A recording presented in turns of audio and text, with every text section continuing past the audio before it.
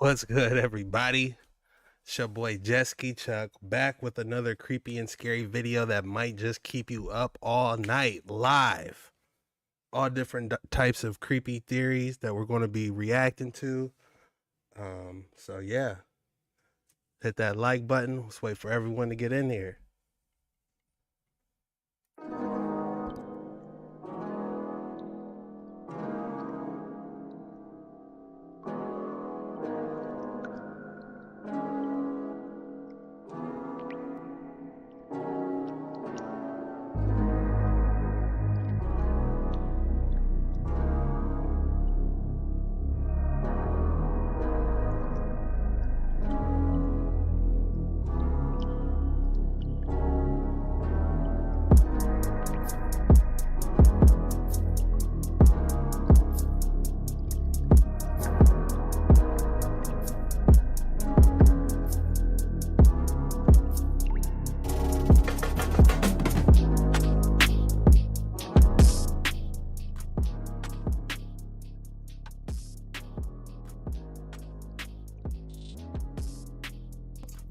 Hyper mode, activate.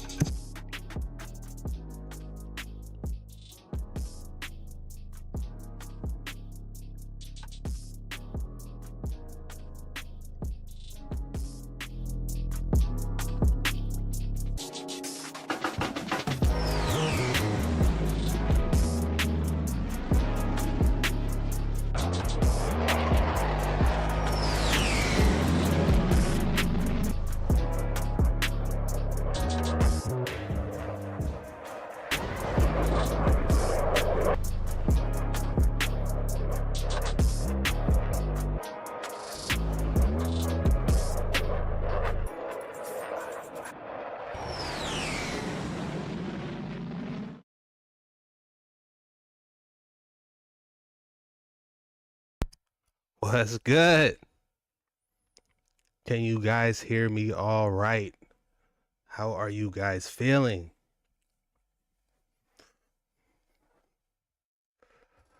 Hey, we are going to dive into some beyond the wall videos. We are going to be doing a little bit of diving into some creepy theories. And yeah, diving into a little bit of a book. So you guys better lock in and buckle up. We got an exciting stream coming right at you. How are you guys doing? Jeff in the building. Hold on, let me get my chat over here. Stu, Steve. What's good?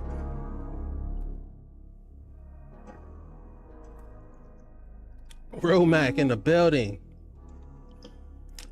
Mellow D. What's good? Just letting everyone get in here.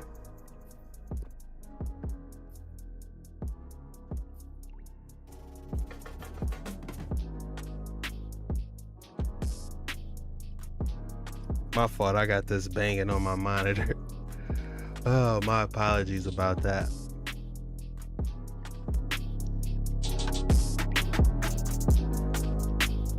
Let's get it. We're going to be doing some deep diving. It's been a minute since we talked about the ice wall, so we need to do a little recap, get the juices flowing, and then we're going to dive off into seeing what is going on over there.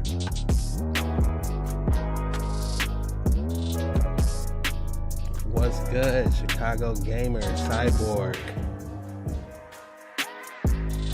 I'm feeling great, to be honest. I'm feeling good. I've been eating terrible, man. I gotta go to the gym.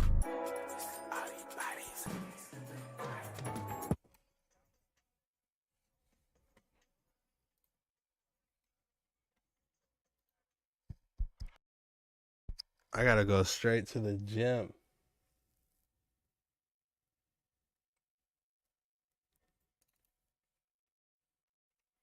How you guys like the flight loop though?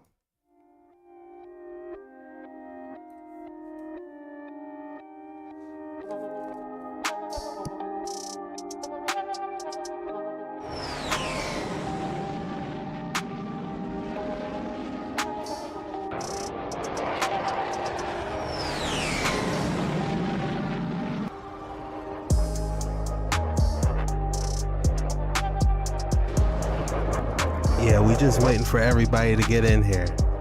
Then we're gonna start it up.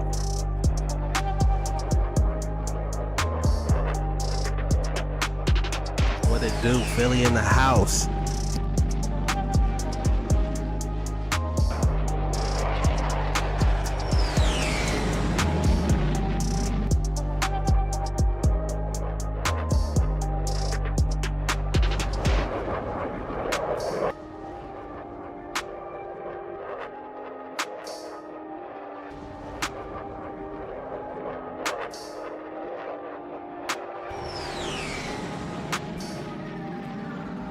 Tech said he wants to see the real shape.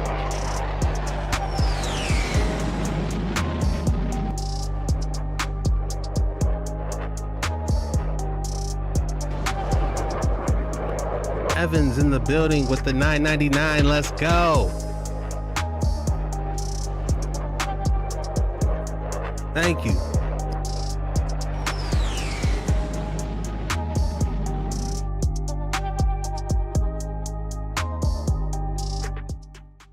Evans with the $9.99. Thank you so much. I'm glad you like the background. I'm trying to switch things up. This is the cockpit view, you know, of the jet wing. You feel me? How long are you making this time? I don't know. We're just gonna ride it and see how it goes.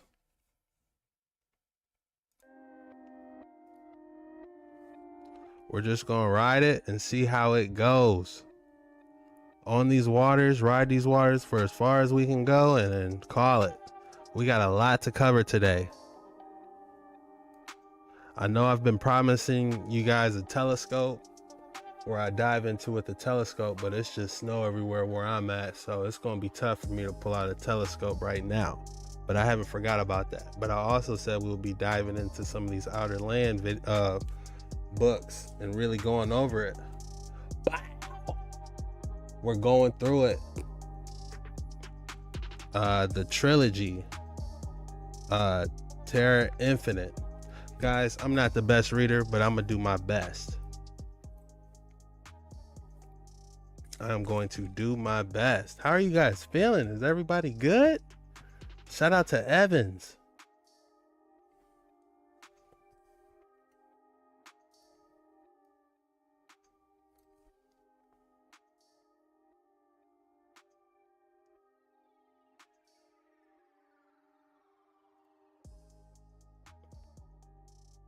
Hey, there's my chat. We got chat working for the first time. I don't know why it's not working on the other ones. I'm trying a whole bunch of new stuff, guys.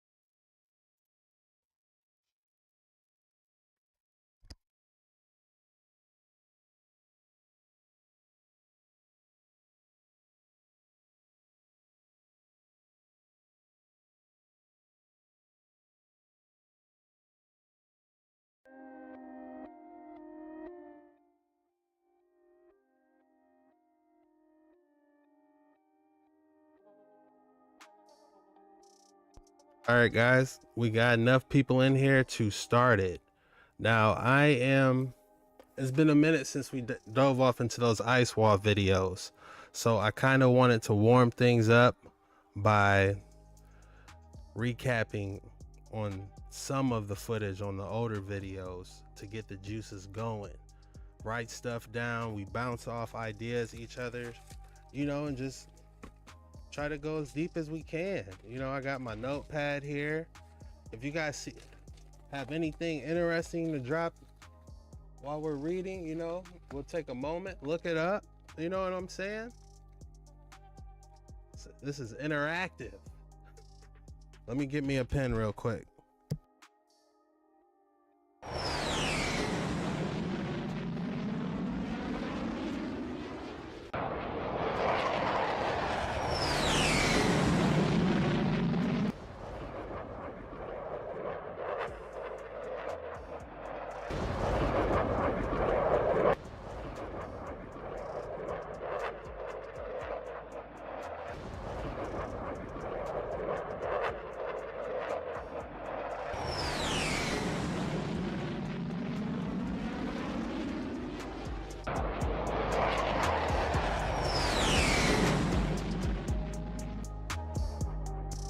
We have a pen.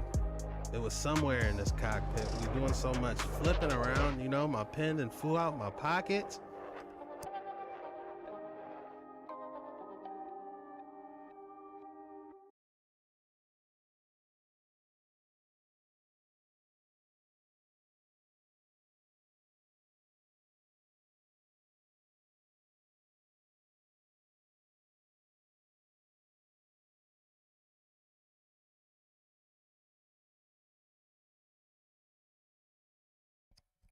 All right, guys, I'm pulling it up now.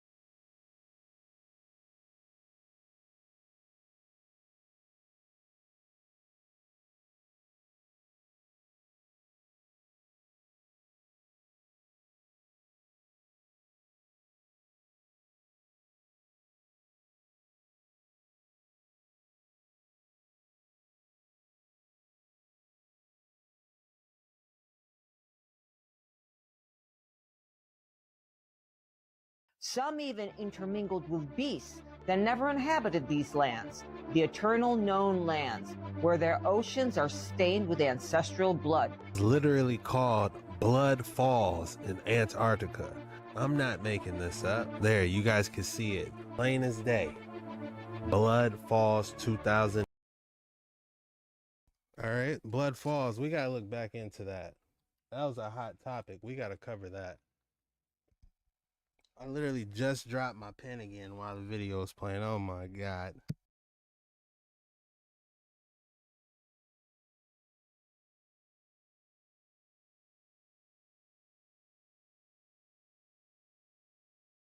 Because I have a feeling we're going to be tying into Blood Falls with, you know, later on in the video once we get deeper into the book. I got a feeling this is going to tie into some stuff. For entertainment purposes only. This entire video is for entertainment purposes only. Do your own research on everything.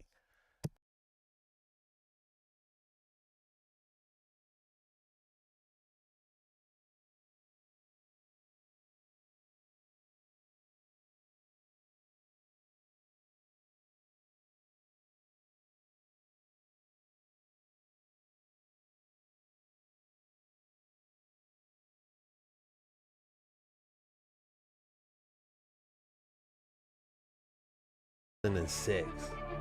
So how come the dragons don't fly over the ice wall into Middle Earth where we live? To all you guys that seen Attack on Titan, what if I told you it was based on a true story? Why would they have UFOs in this moon map though, on the outer edge? You would need these type of devices like they're saying that would have to fly by air and be submersible to get to these different places. You better lock in and buckle up, bucko! Cause you're in for another creepy and scary TikTok reaction video.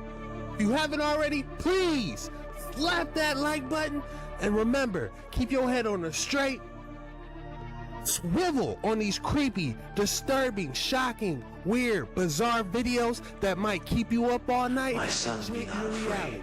Hyper mode, activate!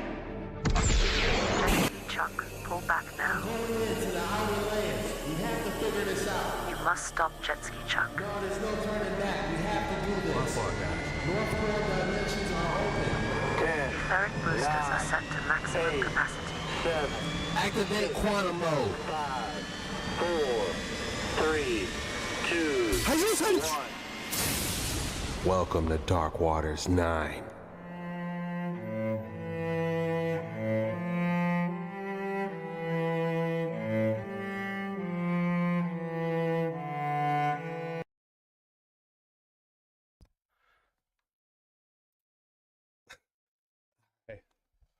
I wanted to talk about Blood Falls. Let's write that down. Blood Falls. Because, like I said, if you're new just joining us, hit that like button. We're going to be diving into this book a little bit after we get done watching some of these creepy and scary theories about the ice wall for entertainment purposes only. Do your own research on everything. But we're going to be doing a quick dive into that and just try to get some ideas and see what type of correlations we can make.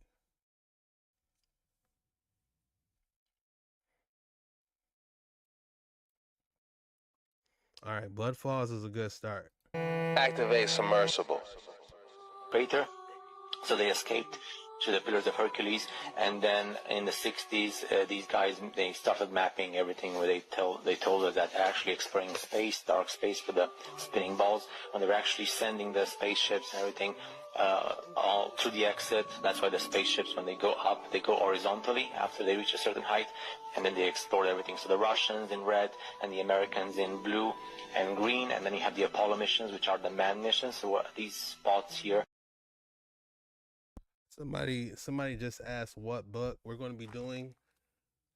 Some of the navigator who crossed the ice walls. This book has 3 parts in it. And earlier, a couple weeks ago, if you haven't seen none of my ice wall videos yet, there's a series, I forgot what her name is, but she was reading out of this book, and we were sitting there thinking like, man, some stuff was muted so you couldn't hear it, and it just was out of order. So I said, you know what, we're going to dive in this book ourselves. And I got more than just that. We got also this one.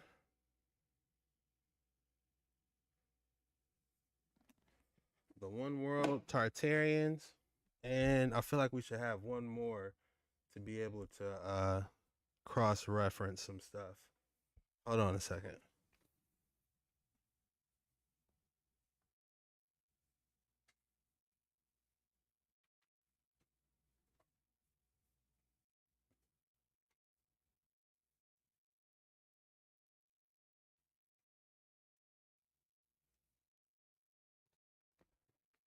Shout out to Evans. He said that pen got legs. You ain't kidding. I'm afraid to drop this one. I'm keeping it in my hand. But we got 2 more. So we got this book. I never really opened these except the only time we were on stream. That was the only time I really dove off into it and opened it.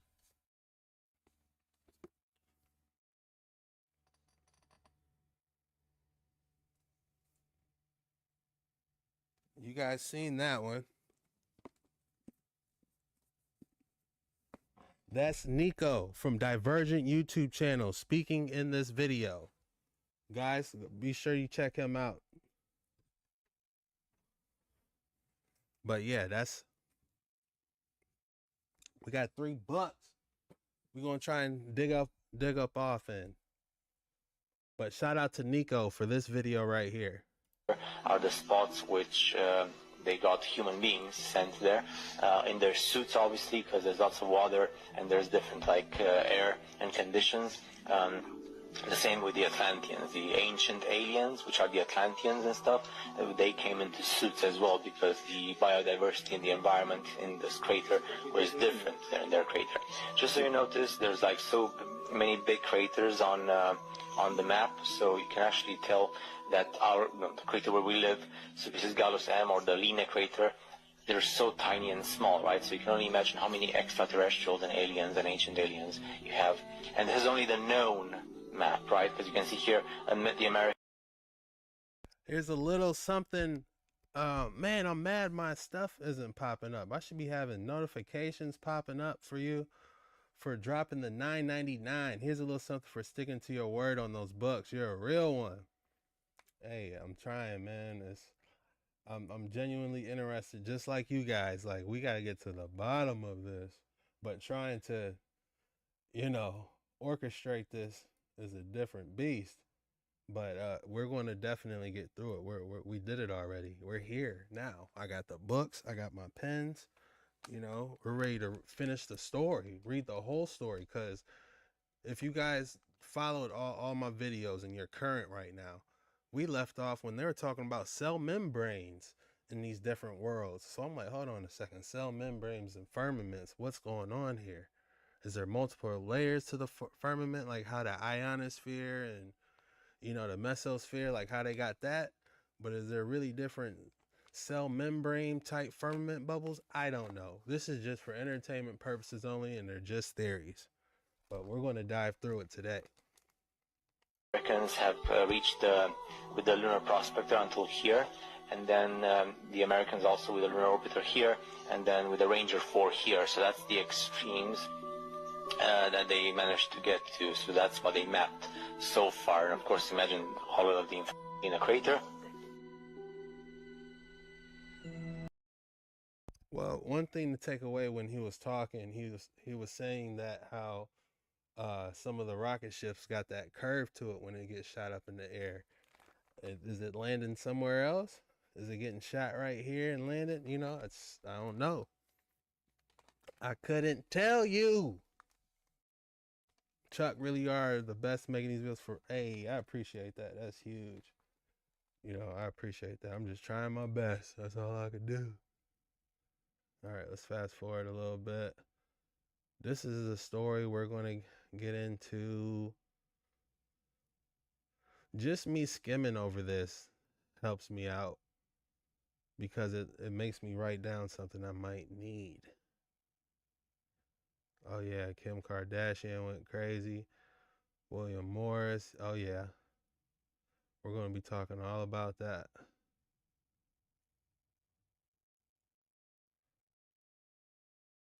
Different lands. All right, let's just let this ride because this is a great. I don't know who made that video. When it gets hot enough for the ice to melt and a boat to go through. They did a good job. Once they got over right there, here. they actually did find a crack in the ice wall big enough for a boat to sail through, but they were too scared to go in. But it didn't even matter at that point because they were already too close and it sucked them through. Once they emerged the other side, they came across a vast new ocean as well as a red boat. That's all they described it as, just that it was red and that they had never seen anything like it before. The boat then blew a siren that was so loud and was hurting everyone on the crew. But I guess once they found out that William Morris and his crew were not a threat, that they let them onto their boat and they spoke to them and basically told them that William Morris and his crew escaped enslavement from the actual bad people in the world, and that these lands that were outside of the ice wall are actually the peaceful place, and that where we live is the place that there are evil leaders running everything.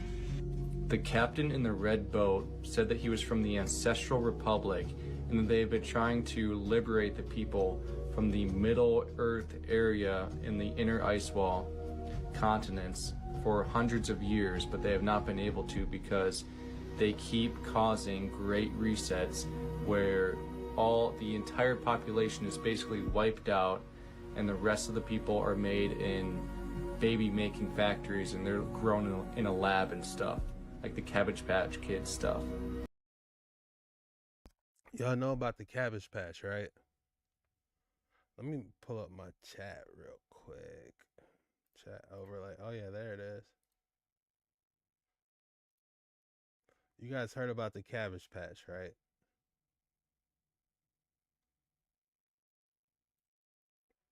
Stephanie Marshall, what's good?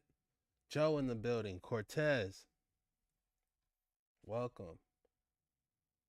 Eric, Dee Dee, Danny, Scott, Tyson, Melissa.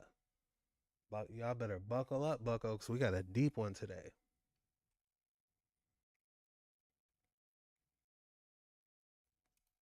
So after William Morris found out that he basically made it out of enslavement by living beyond the ice wall, he stayed there for 10 years, but he just eventually went crazy with all this amazing stuff that he was. Yes. The human Cabbage Patch hybrids, new theory. There's a natural reset occurring. I can do Cabbage Patch. Asgard is pretty nice, brother. Chuck. What's good, Brandon? Yeah. This story he's talking about, the navigator who went through the ice walls. What we're about to dive and get into, which I'm probably about to start it up now. Because it's time. I'm curious now, to see, because the story got very interesting. We ended up, the furthest I can remember about this story that we're talking about. Hold on, let me pull us up to the.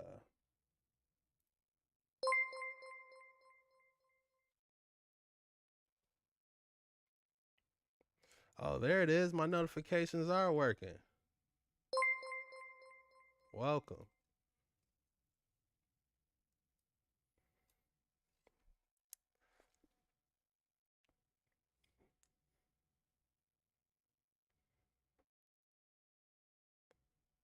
Oh, bad sound.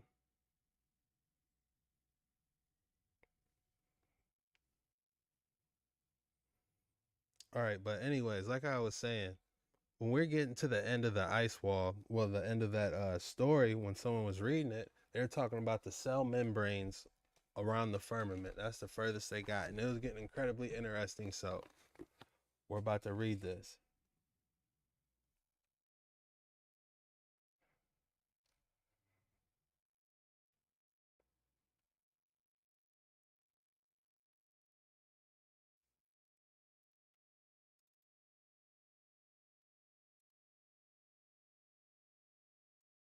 Oh, okay, I got you.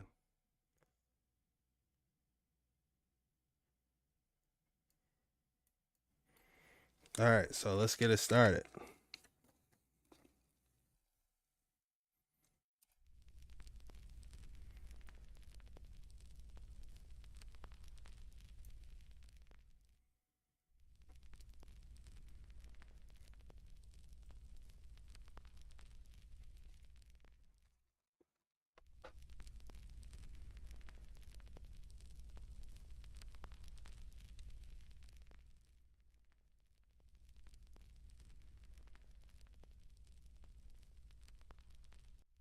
All right, can you guys hear me a lot better?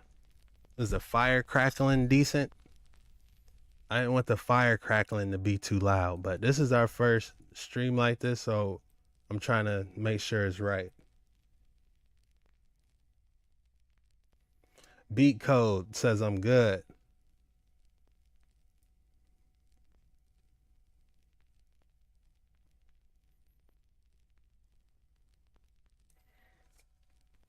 All right, guys. We're going to start reading and let's get through it. Chapter 1.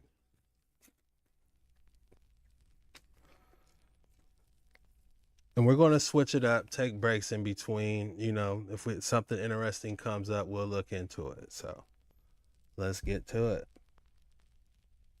It says, now you're loud. All right, hold on. What about now? That should be a lot better.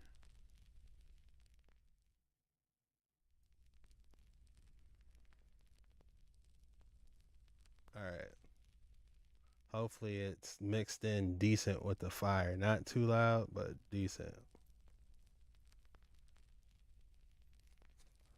All right. My name is William Morris, and the story that you're about to read is probably going to be to modify the current way of seeing the world. I know most people will find it incredibly hard, and believe me, even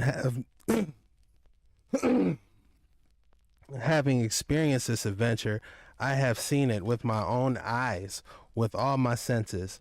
It was also incredible to myself, but the evidence is refutable for those who want to see it, and memories and delightful. Such evidence will be presented, and science will also change its perspective. Another path will open in the human mind forever. So but he's basically talking about your whole paradigm is about to be shifted after reading this book. Now, I don't know, this book is for entertainment purposes only. I don't know if he found this diary and he put it into a note, or someone found the note and put it into a book. I don't know. But we're going to read it anyway. As for my personal life, I was a member of the Continental Navy, as the American Naval Force was called in the Revolutionary War. I was married to Lucy, and we were thinking of enlarging the family, but the war postponed every plan, and it does. With the pain that probably fell cutting the root of the shining tree that gives life to the garden, that immense pain that produces to move away from your loved ones and go to hell itself. So he really, loves this woman. One peaceful night after surrendering at Saratoga, we were sailing through the northern Atlantic Ocean. All right, hold on, guys. We sailing now. Don't worry, I got y'all. I'm trying, okay? Hold on. I got more.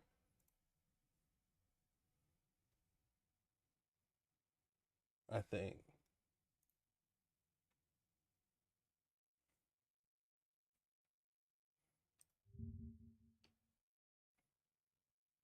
Hold on, give me a sec. Let me cook. Don't worry, I got y'all. Let me cook.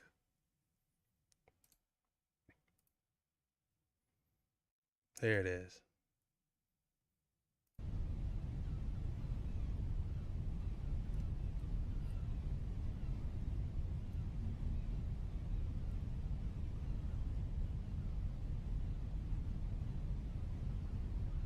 Somebody said take the chat down. You guys want the chat up or down? It's up to you guys. But yeah, hopefully the audio's decent. All right, let's continue.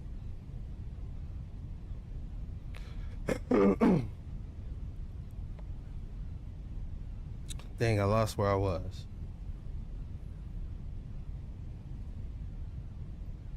One peaceful night after the surrender of Saratoga, we were sailing through the northern Atlantic Ocean,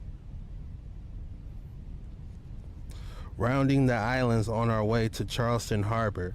The full moon was the only light that illuminated our way, and during the night, thousands of stories among the boys over a little whiskey claimed to anxietize a raw war. My fault, but I see tricky words in there. My fault, y'all. But basically, they just putting a couple back, sharing war stories by the sounds of it. Even then, there was a talk of James Cook's voyages and his obsession with crossing the Antarctic Circle. So people knew that this was possible because, they at the bar chopping it up, and, this is possible. This is something that they could do by the sounds of it. Although it was not clear who was behind his funding or why the obsession, as I will not steep into the subject that talked about not captivated me enough. I did not pay attention, and the boys went on with the stories. Captain Butler, well respected in the group, joined in the sailing stories by commenting that it was possible that there was a passage somehow in the polar circle. He said, look, while you guys are joking, there's actually a passage and I'm trying to go. My attention turned to him, and the 5 or 6 of us in the cabin were speechless, listening to his story. We expected him to say that this was a joke, but that never happened. We could not believe that the captain was seriously telling that there could be lands beyond the Antarctic Circle. Butler commented that he knew from good sources at the highest levels that they were researching and funding voyages to penetrate the harsh climate and barriers in the southern latitudes to find possible land, perhaps civilization beyond the Antarctic continent, and that they were in a hurry to carry out these missions as many civilian navigators were circling the area and did not favorably on anyone else coming along. So you got to be selected to come in here.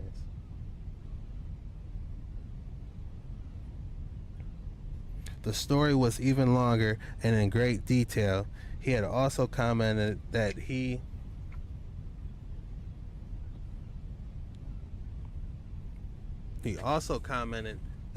observed with his own eyes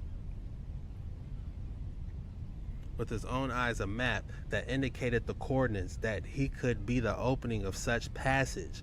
Although he was stupefied by this story and thinks the others too. The fatigue and stress generated by the war conflicting could not be wasted. It was a perfect moment of happiness that generated a breach of peace to be able to sleep a few hours. Time went by, and after the famous war, many of the ships used by the Continental Navy was rented, destroyed, captured, or sold at that time. I was a person of good economic standing, especially after a war, we could say, triumphant. I made an offer of one of them and managed to keep it, although my colleagues always scoffed at me because of that, as they say it was ridiculously high for such an old ship.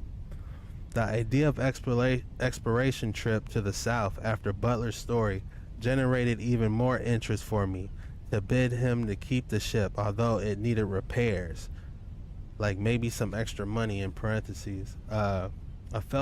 So basically they're telling him, look man, keep the ship, even though it's not good enough, we might be able to fix it up and we might have something to get us to that little passage that you were talking about.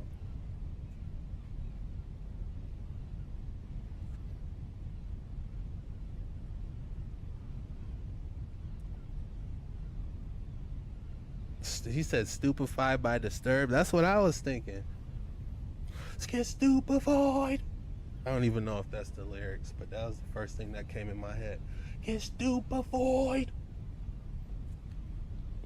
Although Lucy was not happy about the plan, I was planning to leave Charleston by the end of November and ahead, with a few stops along the way, straight to the Antarctic continent. During the idea of forming the team, I talked to the former colleagues.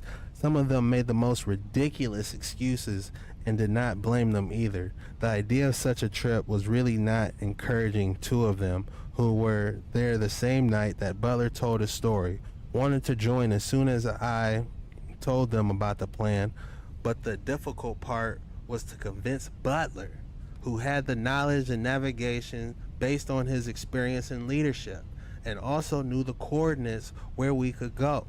After gathering courage for a few weeks, I contacted the captain to tell him about my project and add him to the group. It was difficult to convince the captain of such a plan, and although in his words I noticed some enthusiasm, he declined my offer, and it was like that for a while. Expectedly, on the morning of October 11th, he showed up at my home with another companion named Flint, or Fint, F-I-N-T. He had the maps that I have never seen. It was full of documents that very few eyes have read. He told me that he escaped the deal, but he was willing to understand that it could only be a one-way trip. Then I understood that we had to take this trip professionally. The adventure was about to begin. All right, chapter 2, the custodians. So basically he's getting ready to do this trip. That's where we're at, guys.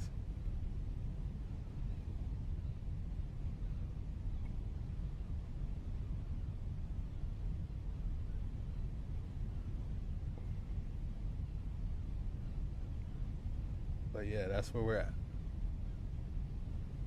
The custodians. After such a phase from the captain, we finalized the details and agreed on a departure date. It would be November 14th. His mysterious partner Flint, as he introduced himself, would also join the team. My boat would be ready even in a month before. Those were the days of much anxiety and little sleep. A lot of reading and meetings with the team about the trip we were planning. We fantasized about the most incredible adventures, but reality was about to surpass any possible fiction or imagination. On November 12th, just 2 days before leaving, Butcher's Butler's partner showed up at my door with another man who looked even more mysterious than him. Dressed in black with a strange accent, he told me it was urgent and I made them enter my home. Fent had a briefcase which he opened as soon as he entered. On the top of the table. Inside there are many documents. Among them he took them out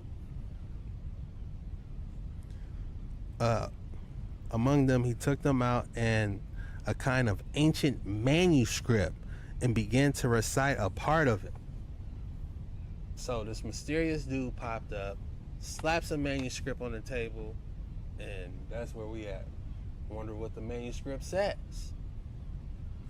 Then by demand, I subscribe in major importance, hereby desire of our lands that the doors of knowledge be closed to those who refuse to be part of our glorious path and liberties granted. The text went on for several more lines, and then at the end of so-called poem rigorous was recited. Poem regis. I have no idea what that is.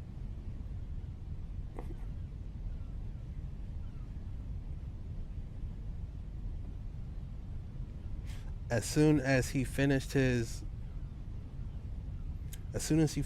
reading, I commented that it seemed that he was in some kind of initiation rite. It was then Flint commented, exactly, comrade, precisely. Those who did not pass the initiation are marginalized. Better said, we are marginalized. Fent, I demanded, please explain a little. I'm not understanding anything. What does the text mean, and what does it have to do with our trip? Look, Flint commented, I'm going to explain a little of the situation. The manuscript belongs to the custodians. All right, this is the first time we mention custodians. Are they good? Are they bad? Let's find out. As we call them, or as they call themselves, the sun god. All right. Anybody who's calling themselves the sun gods, I'm instantly thinking some type of Egyptian fallen angel. Is this a fallen angel? Because you're calling yourself the sun gods? I don't know. That's just extremely a suspect if they call themselves the sun gods. What was y'all thinking? Someone came to you and they was like, yeah, man, they call themselves the sun gods. What you gonna do about it? What's the first thing you gonna say?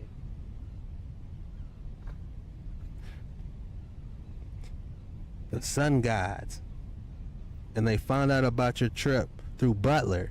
The high spheres are aware of it, and it did not make them happy. This manuscript raises that they will not let anyone leave these lands by demand of the lords. That sounds like the Antarctic Treaty, if you ask me, don't it? That sounds just like the Antarctic Treaty, guys.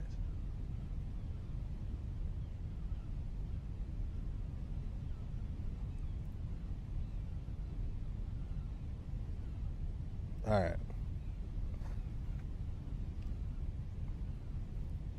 The situation could not get any worse.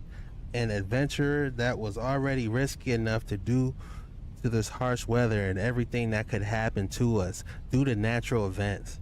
Now we were adding these unknown enemies. Who are these custodians? I asked. I'm telling you, ain't nothing good from the custodians.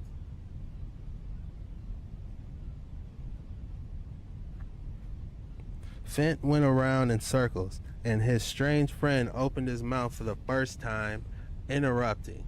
He commented that these custodians were not happy and about our trip, and that was the only thing that they could tell me. So the custodians could say if you going out in or out of the inner lands or outer lands. The cleanup crew. Make sure y'all slap that like button for your boy. I'm doing my best reading. I never used to be a reader. You know, I couldn't stand going to school. Y'all got me social studies. The Boston Tea Party did what? Christopher Columbus did what? Get me out of here. You know what I'm saying? And then the English class was just so... I never... You know, it's just amazing how much fun reading and just learning about different theories, or, you know, it's so interesting when you're not being pressured to take a test on it. You know, if you can just learn and digest stuff at your own pace, you know?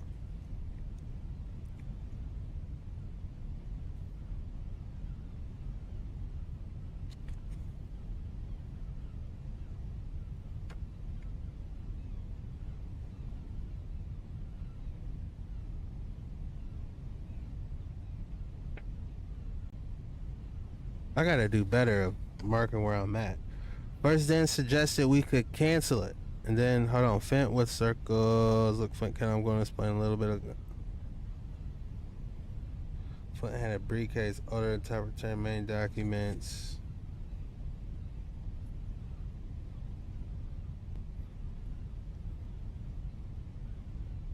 Alright, here I am. My fault, guys.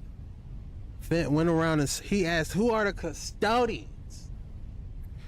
Fent went around in circles, and his strange friend opened his mouth for the first time, interrupting. He commented that these custodians were not happy about our trip, and that this was the only thing that they could tell me. Fent then suggested that we should cancel it, that it wasn't worth risking our lives. He said it with a threatening tone.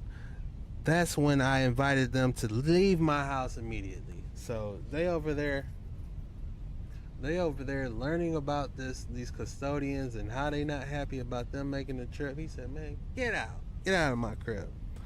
His strange friend looked at me defiantly and then left. After a few minutes, I tried to communicate with Butler to ask him what is happening and comment on the situation of this strange visit.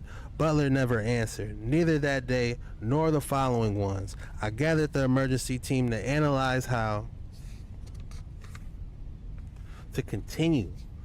This travel plan is becoming darker and sinister, but inner force pushed me to continue. The passage to the other lands was becoming even more real, but also dangerous.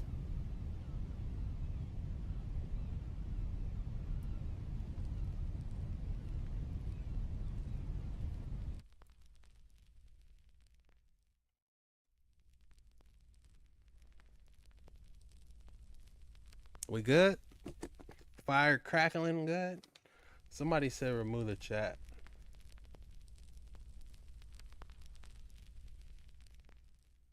Yeah, you really can't see it. I gotta change it to white so y'all can see it. Don't worry, we're gonna be interacting. I got you. We met with the whole team. Butler was not there. Nobody knew about him for weeks. He was missing. I told the whole sequence about the visit from Fent and his partner, also about the manuscript. Walter said he heard something about the custodians, but he wasn't sure who they really were or if it was a secret organization. The situation was not at all encouraging. Butler did not show up, and the plan without him seemed impossible to carry out, besides the risk it seemed to entail against the unknown organization that was chasing out without even left port. So he's saying, man, we didn't even leave port, and we dealing with this drama. You know, they trying to get us.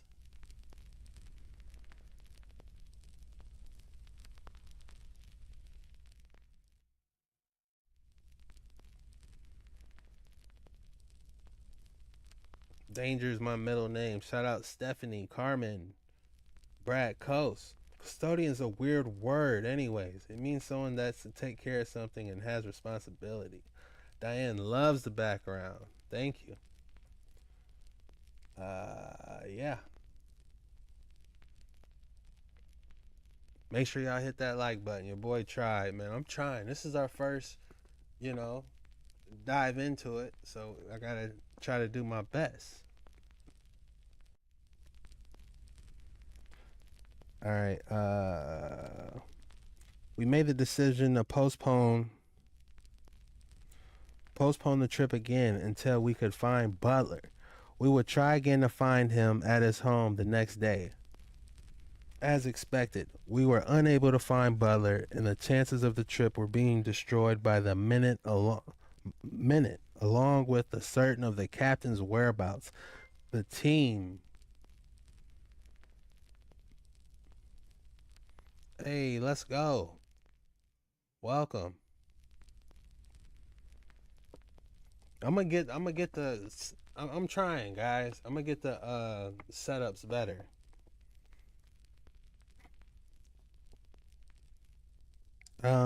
Find Butler, and the chances of the trip are being destroyed by the minute, along with the certain of the captain's whereabouts. The team also communicated with the other known people and members of the naval force. Nobody knows anything about him. It seems as if he had been swallowed by the earth. November 14th arrived. With the plan already canceled, someone knocked on my door. At my total surprise, it was Captain Butler. With the provisions, maps, and everything necessary to leave. So he ready. He said, look, I got Lunchables. I got my backpack. We ready. He commented to me as if it was nothing. It is time to leave, comrade. I asked him as many times as possible where he had gone, and I also had to explain to him the strange last 2 days that the whole team had spent. He looked at me very coldly and commented, it was to be expected. I had to hide for security and priority to protect the documents needed for the plan, especially this map. While I was unfolding, it was the only table in my living room. It was huge. There was land I had never seen before. Butler ordered me to assemble the team like Avengers and that we would leave today. I asked, it didn't say Avengers, but I'm feeling good, y'all. I asked him if he knew the custodians, and he told me that there was a lot he had to tell. The story is not the one we were told. William, the creators of the pyramids, and another race, also called the custodians, have no interest in us crossing the South Pole. He told me that they found out about our travel plan via Fent, who had betrayed him, and that the trip had to be made today or we could never be able to make it. He also commented that we would have plenty of time later on to give more details about all this once we are sailing. I hurled together the team. Once we were all together, we left for Port Charleston. We had a few stops before reaching him, the frozen areas of the South.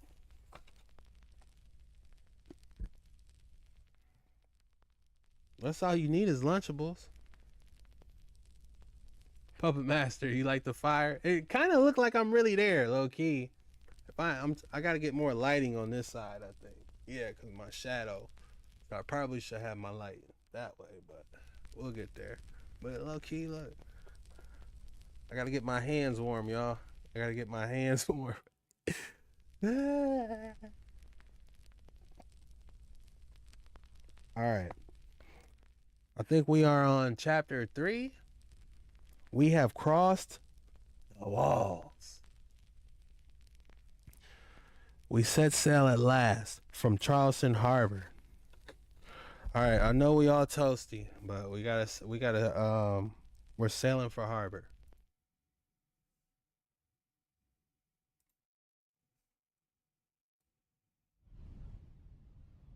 I know, guys, we was all toasty, but we gotta go for Charleston Harbor now.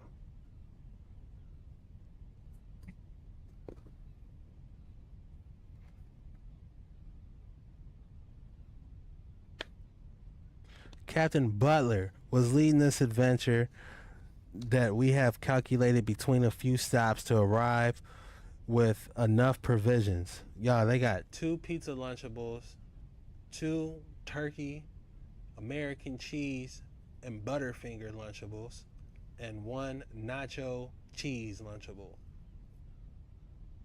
We would be reaching the cold Antarctic waters in about 140 to 150 days. At most. As we left, we had all the mixture of excitement and panic from everything we had experienced in the previous days. We were also not quite sure why Butler had hidden himself in this way. Had we become the enemies of a force we're going to be able to actually face? Butler also mentioned another race. What had we really gotten ourselves into? So now they're like, man, how strong are the custodians? They said we can't go, but we doing it anyway. But we might run into them on these waters. We gotta see.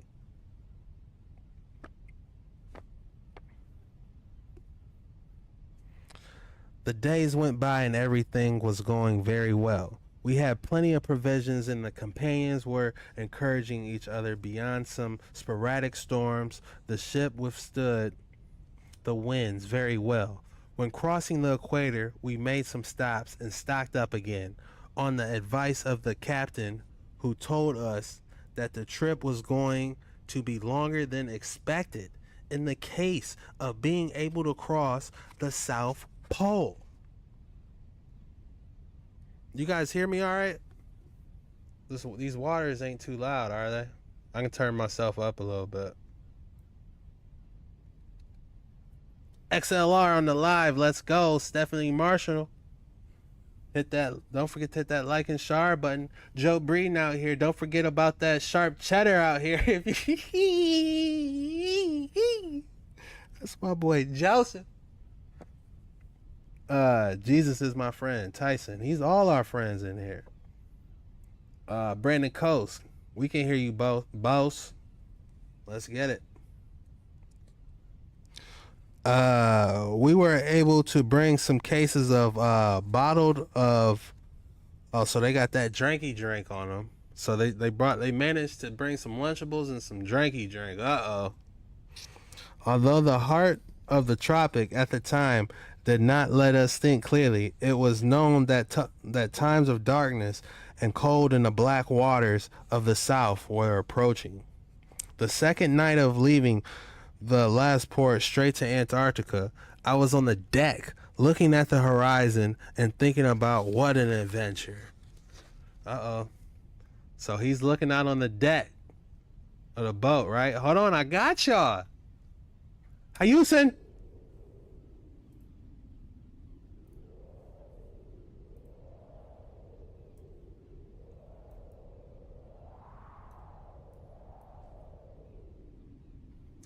Looking at the horizon, thinking about this adventure. The memories came all together in my mind, everything I left behind, and it was turning. It was I was on deck looking at the horizon, thinking about this adventure. The memories came all together to my mind, everything I had left behind, and it was truly against someone powerful was really worth it. I had inner fire of curiosity to know about this passage. if it was really possible to cross it. I wondered that what would happen. I wondered what would be behind while all this was going through my mind. Butler approached. Already cold, comrade? You can't imagine what waits you. Then he asked me, so you been there? I asked again. What do you mean? In the South Waters? Yes, of course, Butler affirmed. That story you were telling that night, was that about you? I was there, William. I saw the passage with my own eyes. That's why I'm wanted. All the doubt left my mind. The captain then gave me a clear vision about his past voyage. The lights went on and in me and illuminated all curiosity. I couldn't wait to fill him with the questions, but he stopped me right there, almost as if reading my mind. Then he told me, don't worry, William. You will see it too. You will see what I saw with my eyes, and you won't believe it either. And I'm not just talking about the passage, bucko, but I won't talk about that again until we get there. He called him a bucko. He out cold.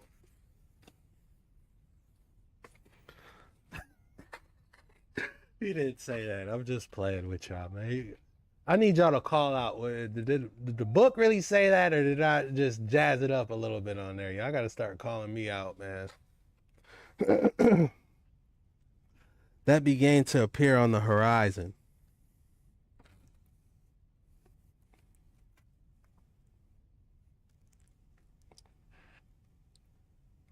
At 138 days, we were in the icy waters, and the sudden difference was abysmal. The waters were dark, and dark as the waves that swung us from one side to the other. The storm that had been chasing us for 8 days was getting worse. All right, guys, I'm going to switch it to the fire because we're talking about all this storm and winter. Let's cozy up for a little bit. We've been on these waters for a little bit. Hold it. All right, I got you. We got the fire crackling. Go ahead and mute that.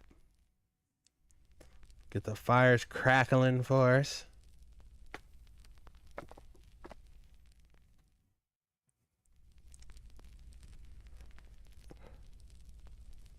All right. The captain was calm. That gave us some security. But every time a wave crashed against a boat, in our minds, we could not remember the warm house we were leaving behind. They ain't toasty like us, y'all.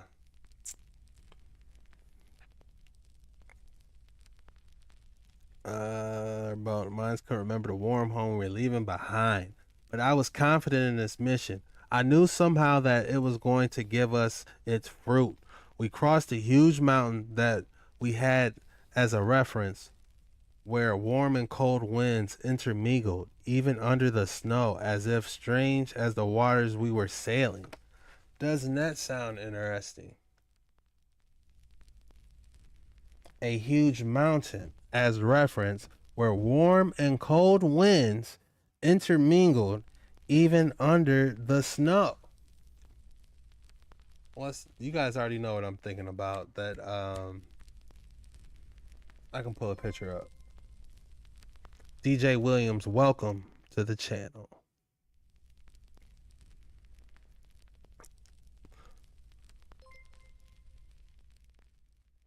Kimberly, welcome to the channel. All right, let me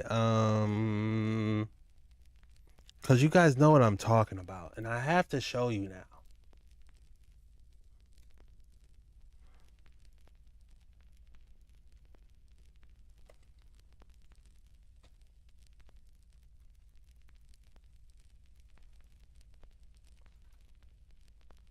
Let me show you something.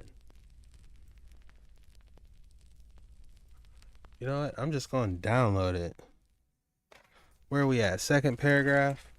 All right, y'all. We got to jump on these waters real quick. Because your boy got to show you something.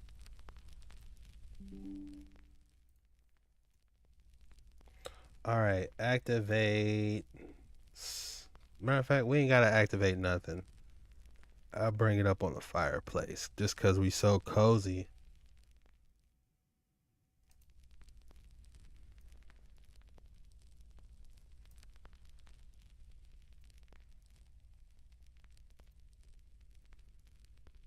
Chan.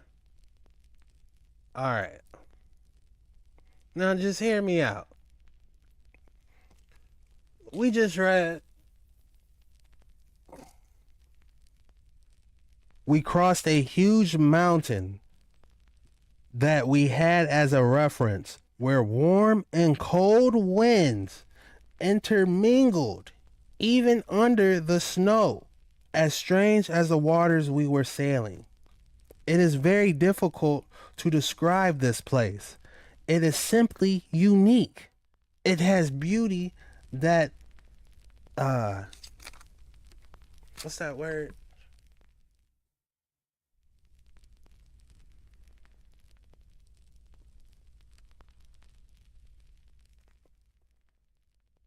In the moors, even being aware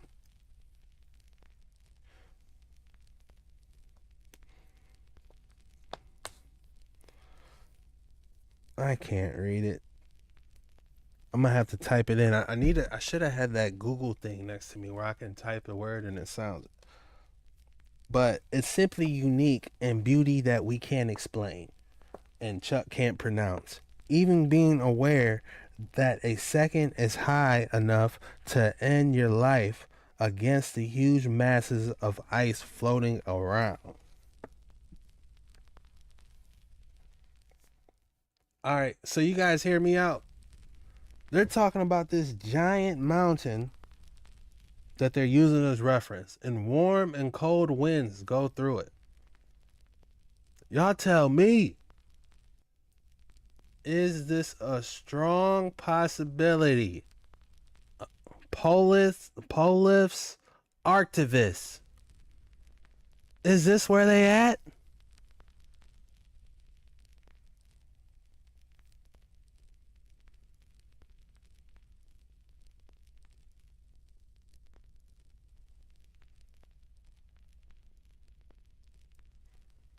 I don't know. Y'all tell me. That just popped in my head. You know, because as soon as they said mountain with hot and cold winds, it's got to be that.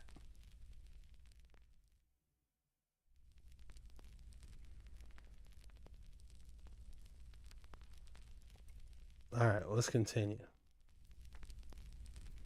I'm going to put it a little smaller so we can see the fire.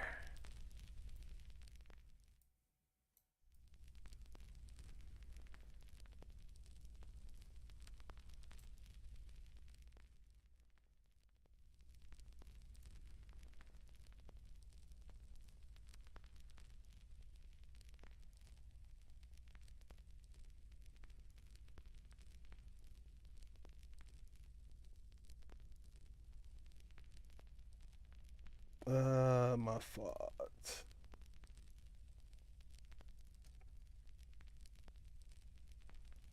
Black Rock. See, that's why you guys are smart. You guys know what's up.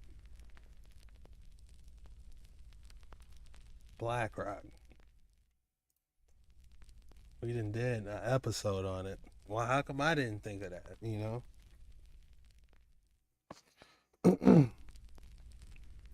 It's very difficult to describe this place. It is simply unique and has beauty that describes even being aware that a second is enough to end your life against the huge masses of ice floating. So it looks like it had an icy background. Let me see if we can go there real quick. Don't worry, I got y'all. Watch this.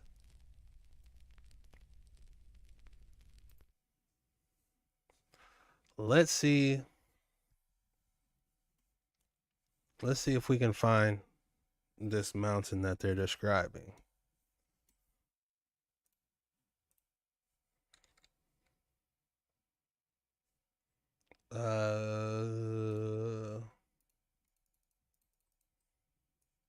Just so we got something of reference.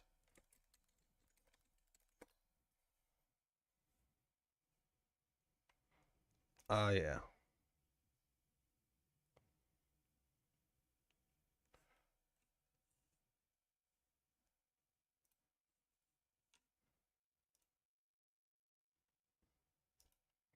All right, guys.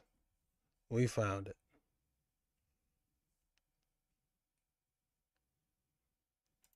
That is interesting. All right, let me pull it up.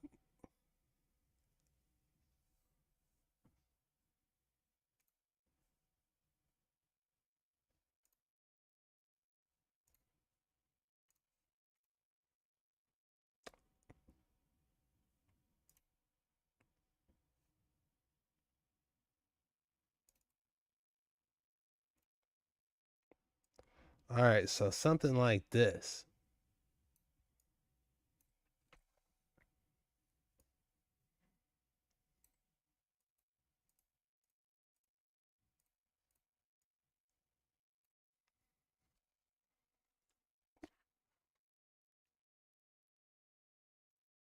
Because it said huge piles of ice, but it's definitely not that calm, though. Or something like this. You know, that definitely looks Tartarian. How'd they get this giant castle on this icy mountain?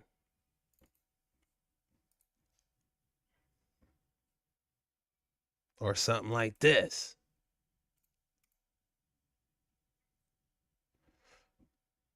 You feel me? If you're looking at this, you might even be like, man, this could even be a giant tree. But that's for another video. Don't get me started.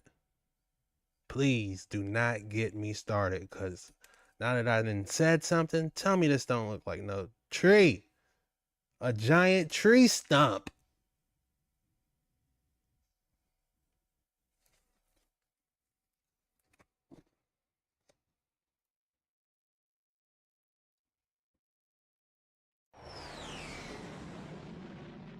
All right, guys, we're going back to the fireplace. I just had to show y'all those mountains real quick, man. Because we hear what they're saying, so why not fly out and actually see it? You feel me?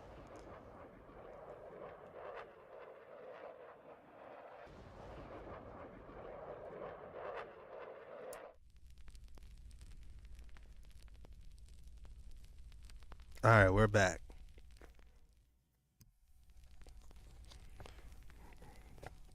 We were now sailing parallel to a giant ice wall, a giant wall of ice that loomed. Uh-oh. So it sounds like they are at the ice wall.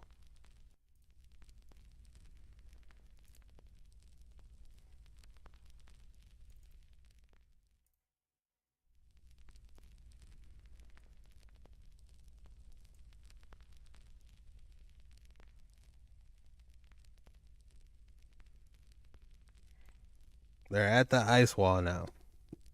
We are now sailing parallel to a giant ice wall that loomed. We calculated that it would be in between 80 and 90 meters high.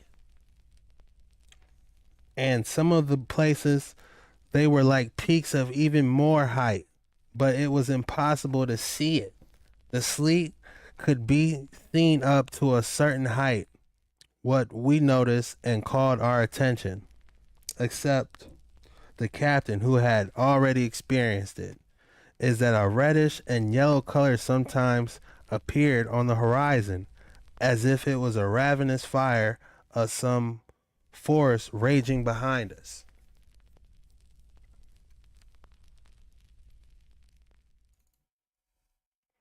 So almost like this.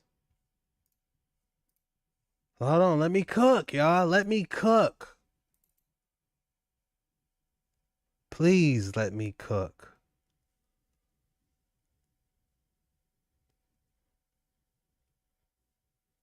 Where is it?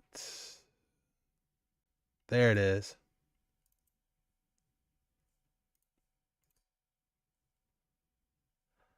Like this. Let me cook. Y'all didn't even, some of y'all didn't even see it, what just happened. But I just did a little magic there. But some of y'all can see what I just did. Let me read it again to give you a hint.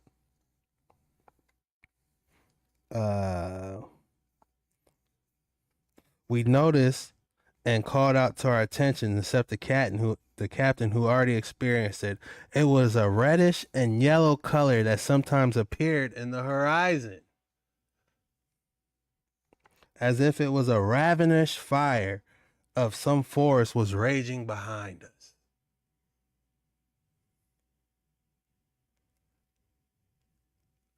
Y'all see it? The aurora lights. Near the giant mountain, blocks of ice fell like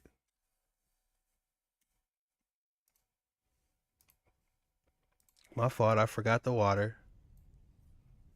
Near the giant mountain, blocks of ice fell like absorbent cotton on a mattress of snow, forming a steep slope where the snow water melted and cascaded into the sea.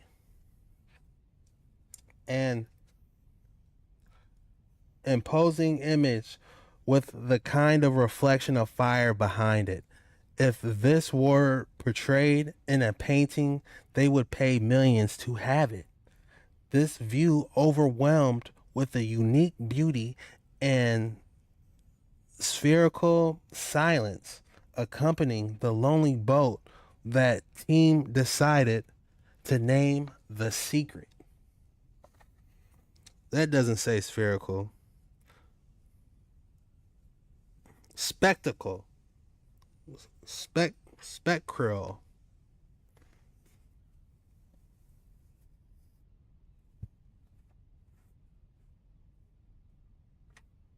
I'm trying to point it. Look, I'm trying to point it to you and my cap's busted off. I can't even point it. Wait, yeah, I can.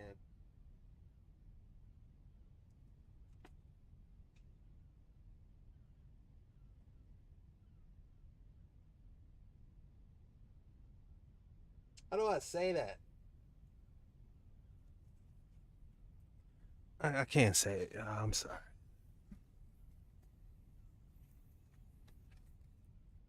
But basically they found this spot that was so beautiful, they couldn't believe it, and they decided to name it The Secret. The weather was inhospitable. It did not give us any respite. Come on, author. The fight was delayed against the waves and the wind, the danger of the collision against the great masses of ice and the water that fell on us like a eternal cry from the sky. Oh, that's beautiful. I like that. We decided then to approach again to the enormous mount.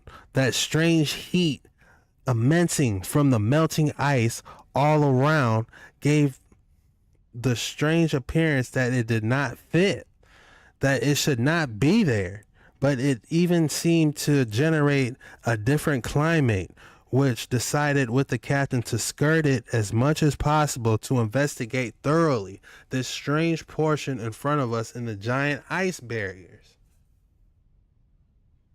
So are they talking about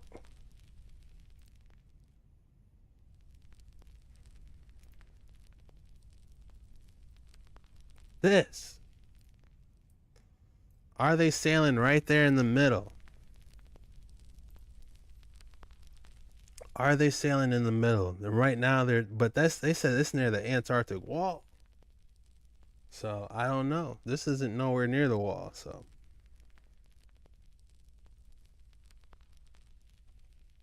All right.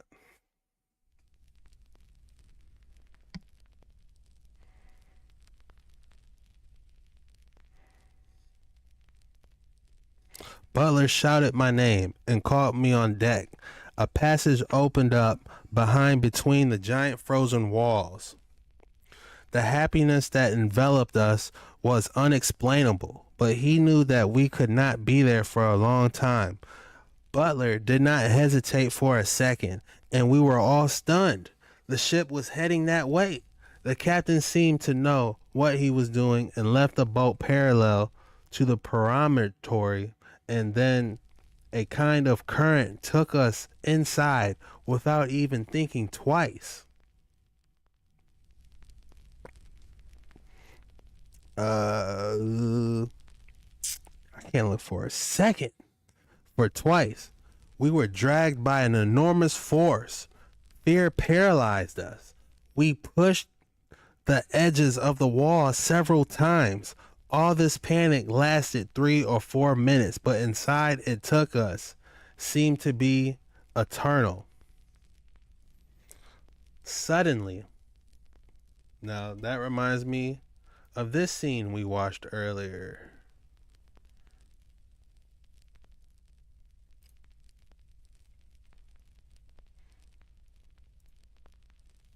Hold on, we gotta pull the scene up, guys.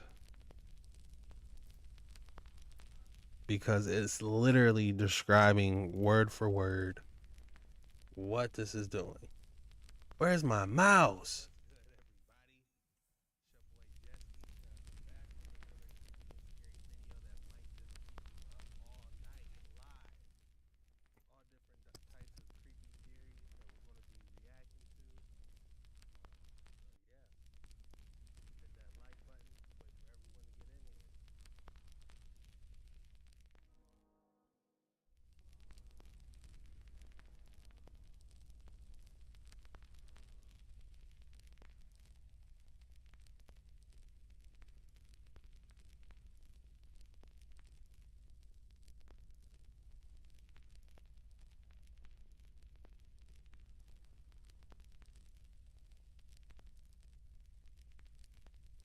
My apologies.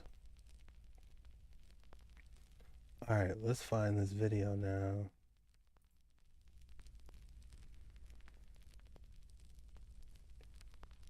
Because literally what we are reading, they are literally talking about. Some of you guys are on the same page with me, but let me pull it up.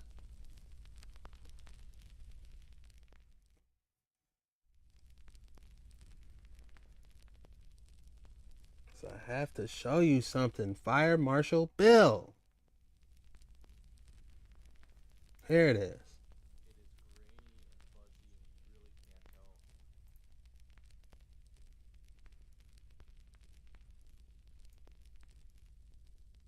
I have to show you something. Fire Marshal. If I just say Fire Marshal, you guys should know what I'm talking about.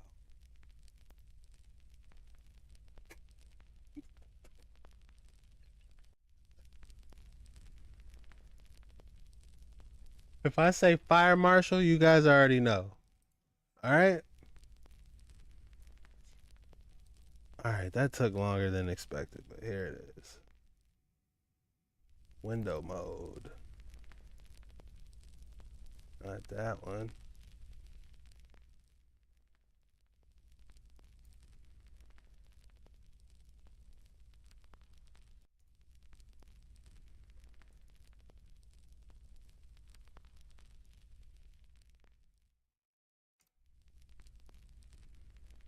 Alright.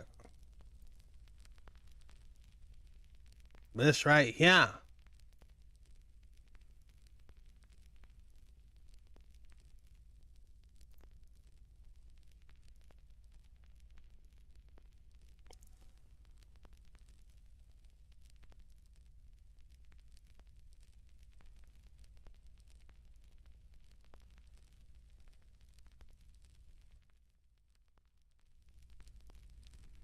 My fault, guys.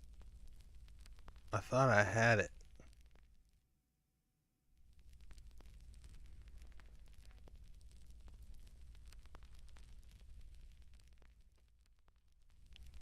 I wanted to see it so bad. Here it is. Alright, y'all, that took way longer than I wanted it to. If anybody is still here, my apologies.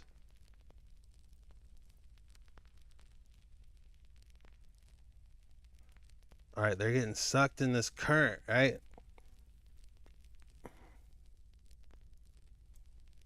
All right. Suddenly, we were sailing on this current, dragging us. It seemed to invade our surroundings. The storm ceased, and though all the cold still lashing it was no longer overwhelming. So, basically, we just read they got dragged by this current. They were sailing the ice wall. They're on the edge of the ice wall for a minute. They're going around it, trying to find this opening. Then here goes this opening. So now, this opening, they're getting dragged through it. You know? And look what it says. I'm going to do it at the same time. Suddenly, and once we were sailing on this current that was dragging us, calm seemed to invade our surroundings, and the storm ceased. And although the cold was still lashing, it was no longer overwhelming. We were in an unexplainable ecstasy. This narrow passage was opening more and more and gave open sea. My eyelids did not lie, although I doubted them several times. The captain shouted, "We made it! We made it!" And we were all celebrated with surprise and amazement. We were in the waters that only few reached, or so we thought at the moment at least. The dark waters began to clear. The ice wall were still there, invisible.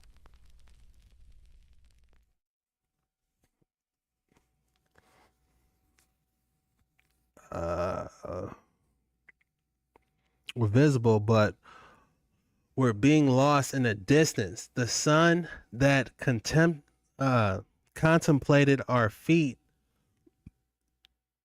was falling on the horizon. It was time to boast. I gathered the team by decision of the captain, who all caught us, all with some seriousness. He was then going to make an important announcement. He began by saying that he was going to comment what was not about him, nor about the team, nor about the known earth we're leaving behind. It was about the whole humanity and its past. Chapter 4, The War Behind the Ice Walls. Okay, guys. We left port. Damn, did I close my ship down again? No, here it is. Drop my keyboard. Are my keys still there? All right, we good. Now it's getting juicy. We left the planning. We saw this mysterious guy pop up. Now it's starting to get juicy. Look what this one's called.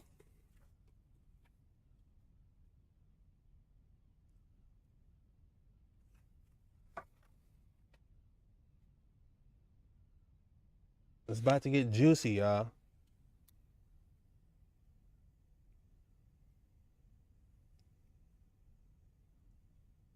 I love your video. Shout out Shirley. Duke Nukem, Ice Wall, JK. Well, buckle up, bucko. Yeah, because it's about to get real, y'all. Jenniverse in the building. Official Dark Waters 9 researcher. Let's go. I put my books and downloaded documentaries on a hard drive. Somehow it disappeared in my house. Uh-oh. Well, I hope you find it.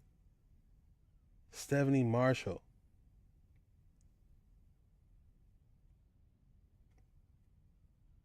Brad Cox. What is good? Dark Waters 9 research team all in the building.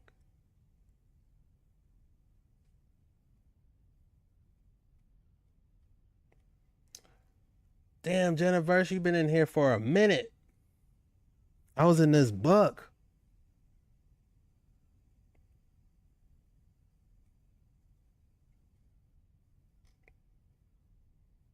Chuck, the new setup is fired. I'm glad you guys like it.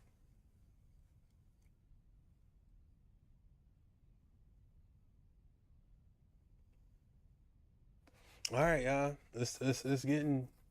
Let's get near the fire because it's about to get real.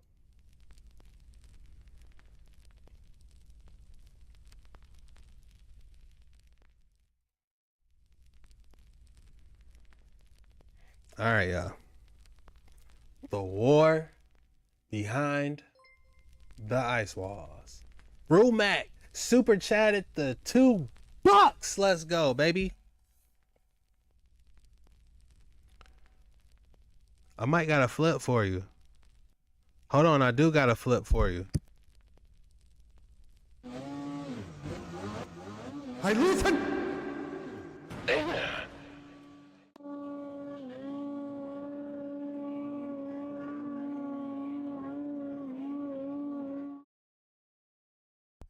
Good looking for the $2. Just had to hit that jump for my guy. Let's go.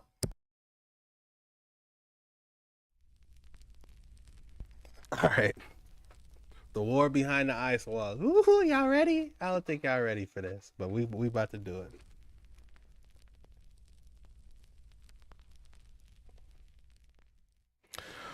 All right, the war behind the ice walls. How many people we got in here? Did y'all hit that like button? I can't even see how many people I have in my live right now.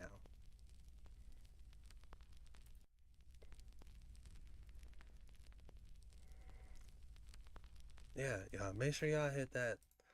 Make sure y'all hit that like button. Because we're going through there. It's already been an hour and 30 minutes. We barely scratched the surface. We got so much to go over, y'all. Y'all don't even know. Y'all that's just joining us don't have any idea. We're diving in.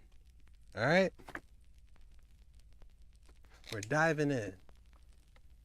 We're going to be doing this. I'm going to have a schedule for us so we can do this more often.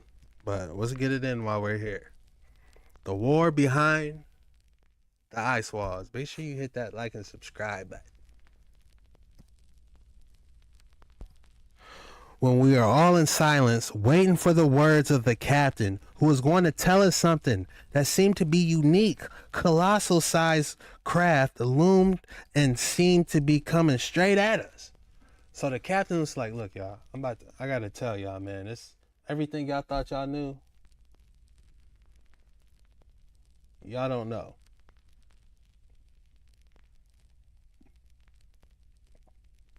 So we see a colossal sized craft that loomed and seemed to be coming straight at us. So it's coming at them like this, y'all.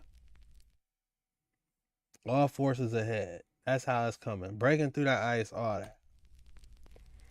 So it seemed to be coming straight at us.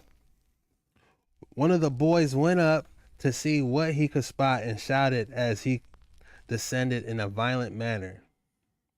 "They are coming towards us. It is something gigantic." We all panicked, but Butler ordered to remain calm.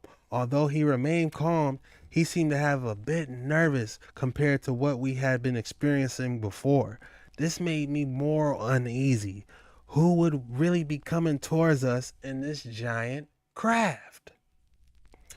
As it got closer, we did not change the north course. It had a reddish color and it seemed to get closer. We could see that it was more and more immense. I would not deny. Brad Cox super chatted the $2. Let's go. Quick hyper mode for my boy Brad.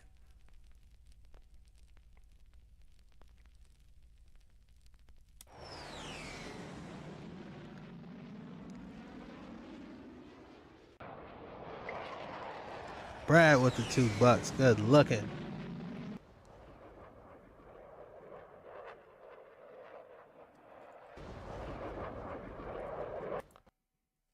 Huge shout out to Brad.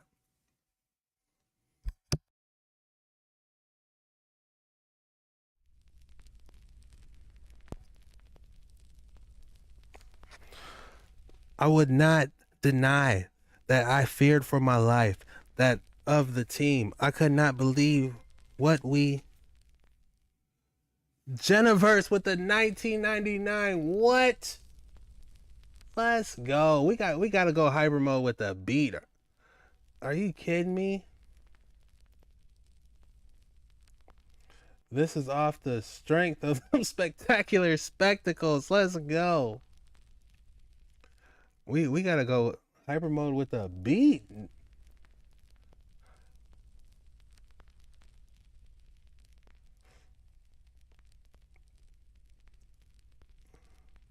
Where are you?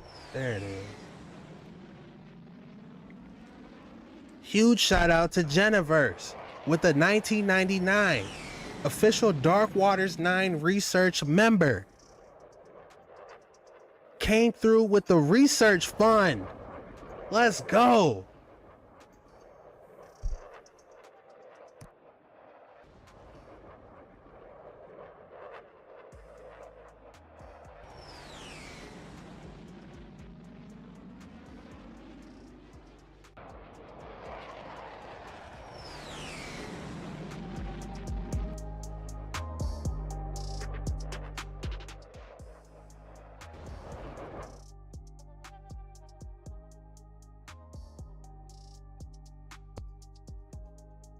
Huge shout out to Geniverse.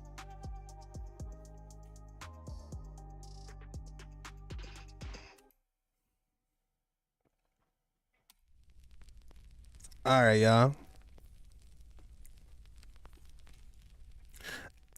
This giant ship, just a quick, Captain Butler is about to tell the crew something very important. And as he's talking to him, this giant ship is coming straight at him. What do? As it got closer, we did not change the north course. It had been a reddish color. As if it got closer, we could see that it was more and more immense. I would not deny that I feared for my life and that of the team.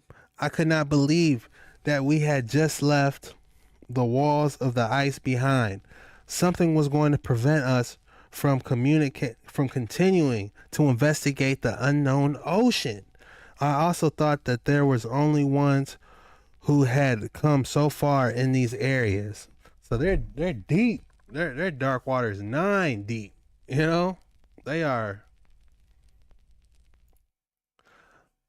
Dark Waters 9 submersion deep, y'all.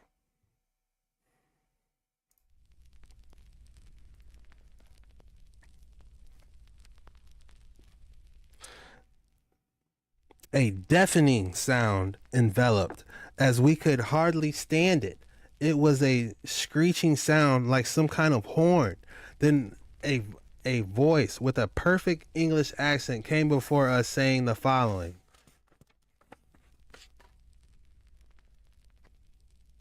Dear visitors from the walled lands, some of our men will come down and approach your boat.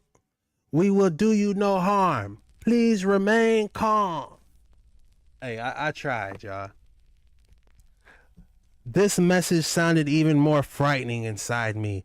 I thought there might be attack us, but it was not like we could escape from there either. This ship was gigantic, and it looked something out of a fictional tale from a far future. Butler reassured us by acknowledging that he was aware that something like this could happen, to stay calm and welcome this new visitor in a kind way. 3 men were making their way to our ship. This was the first time we had ever had a visitor, and we were not even sailing in familiar waters, nor were we in any familiar people coming aboard. The men had white suits and some kind of emblems that stood out on them. There was a flag flying on top of their ship, if we could call it that. Said flag was completely blue with a white circle in the center.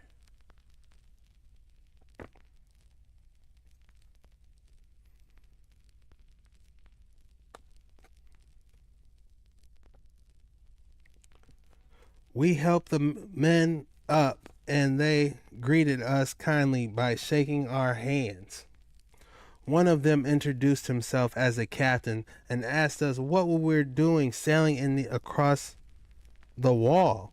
Butler spoke for us and informed him that we were sailing around the Arctic Circle, and that a current had brought us to the other side, and that we had decided to sail through the areas to investigate it. It would be my impression at the time, but I had noticed a certain camaraderie, like they were comrades, between Butler and the officers. The same man turned to look at the other two companions, and they were amazed at such a feat. They commented among themselves that it had been a long time since they seen something like this.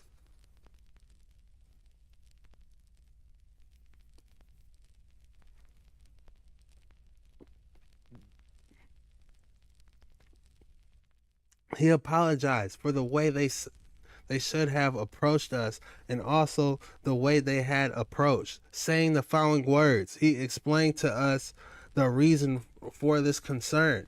We are sorry that your visit does not seem to be welcome. It really is. But it has been a long time since we have seen people crossing the walls. In fact, we do not know how they left them either. But it does not matter now. I will give you this map with directions on how to get to safe lands. Can you imagine? Some people you never seen before, you know you on the outer lands. They look, we got you, man. Here's the map. Here's your we're going to get you to, what's it called? Onboarding when you start a new job, your introduction, your all that. This is the last sentence was not well taken by any member of the group. We looked at each other with some fear. I encouraged myself to ask them, safe lands, did you say? He said, hold on, what you mean safe lands? The first thing going through my mind is, hey man, you got me fighting some type of Leviathan out here or what?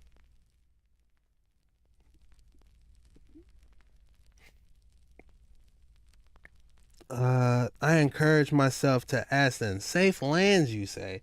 Are there safe, unsafe lands? Well, the lands where you come from are quite unsafe. I'm gonna read that one more time. Well, the lands you come from, you know.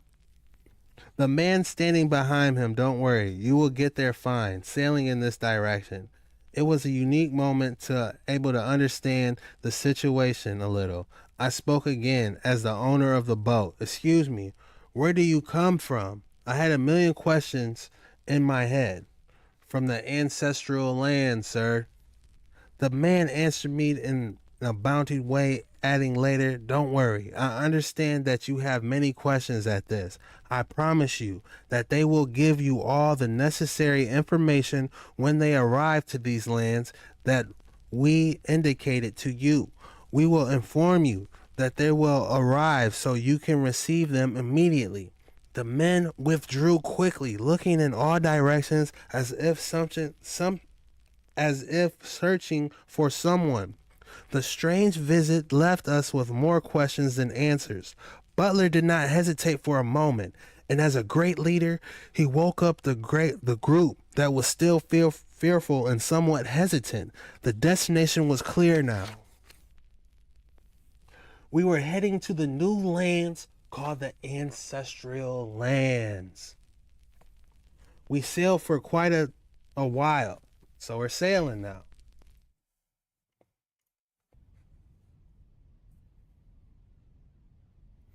Testing. We were heading for the new lands called the ancestral lands. We sailed for quite a while, following the course indicated by these men. Butler indicated that it was important to follow this direction rigorously. With several of us from the team asked the captain about what he was doing to tell us before the visit, he preferred not to continue with this subject, as if he had changed his mind outright. Although he told us the following, after what we After what happened, I think we have to open our eyes, fortunately. We ran into these people and we can. We ran into these people and we can head to safe lands. I think we not have had the same luck it was for another boat that visited. Let's remember that there are people who left behind, very powerful people who do not want us to be sailing in these waters. That sounds like the Antarctic Treaty.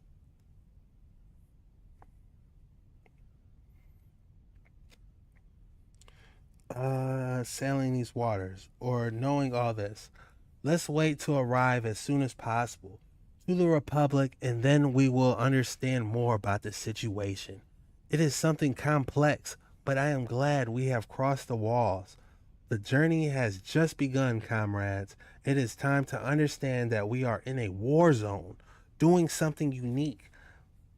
The last sentence left me speechless. We all asked in unison, "What do you mean, war zone?" War zone. What kind of war? What kind of war? What kind of war? All these questions directed to the captain, who answered them all saying, "Comrades, pay attention, and let's get to these lands indicated. Everything will become clear as soon as we anchor." The temperature had changed quite a bit as we moved away from the... Stephanie, I appreciate the donation.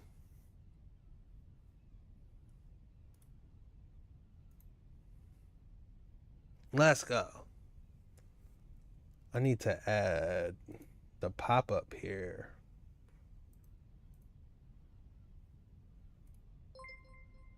There it is. Stephanie Marshall, good looking. The temperature had changed quite a bit as we moved away from the walls. In about 30 days, the area enveloped us with a temperature climate and indicated we would be close to these lands. Birds of various types began to be spotted. The vegetation on these waters were now clear. I had an inner feeling that we were making history, forgetting a little the captain's phrase that we were in a war zone without knowing it. In that case, I would like to know who was the enemy. Chapter 6, The Human Reboot, or The Human Reset.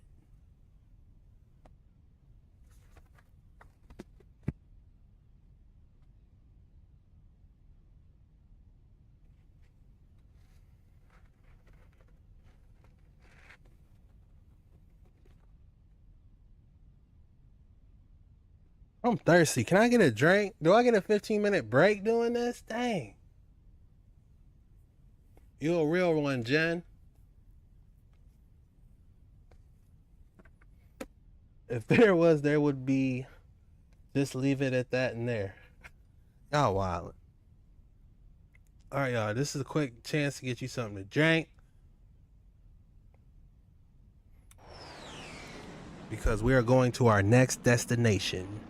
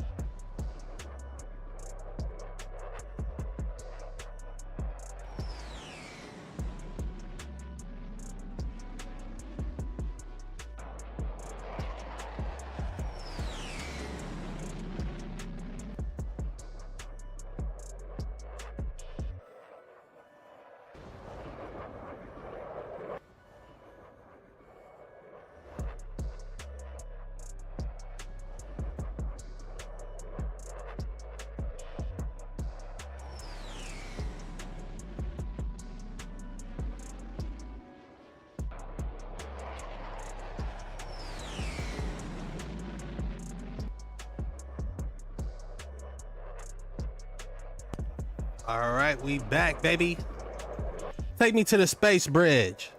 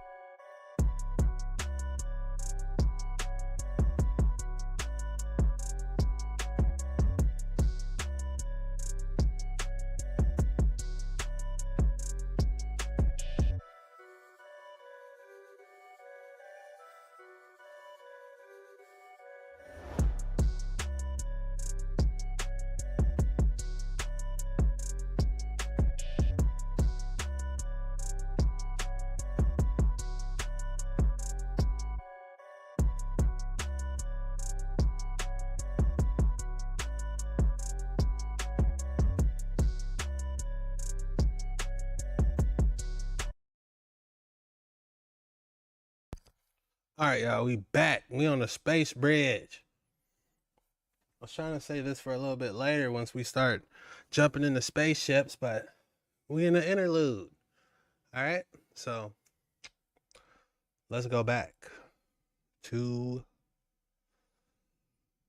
where am I at? Oh yeah,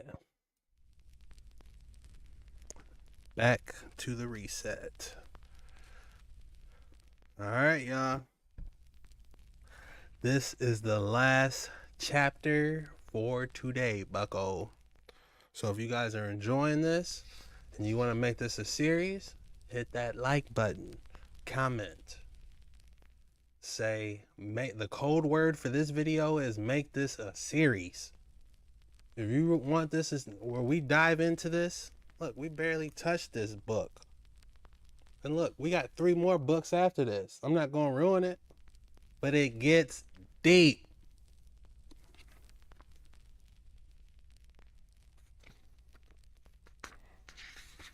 Make sure you drop that in on the video's comments after the video's over. Make this a series.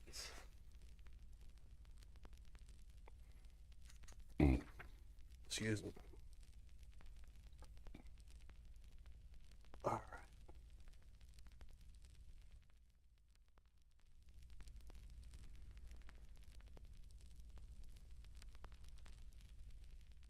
Make this a series. I appreciate y'all. All right, y'all. Y'all see it.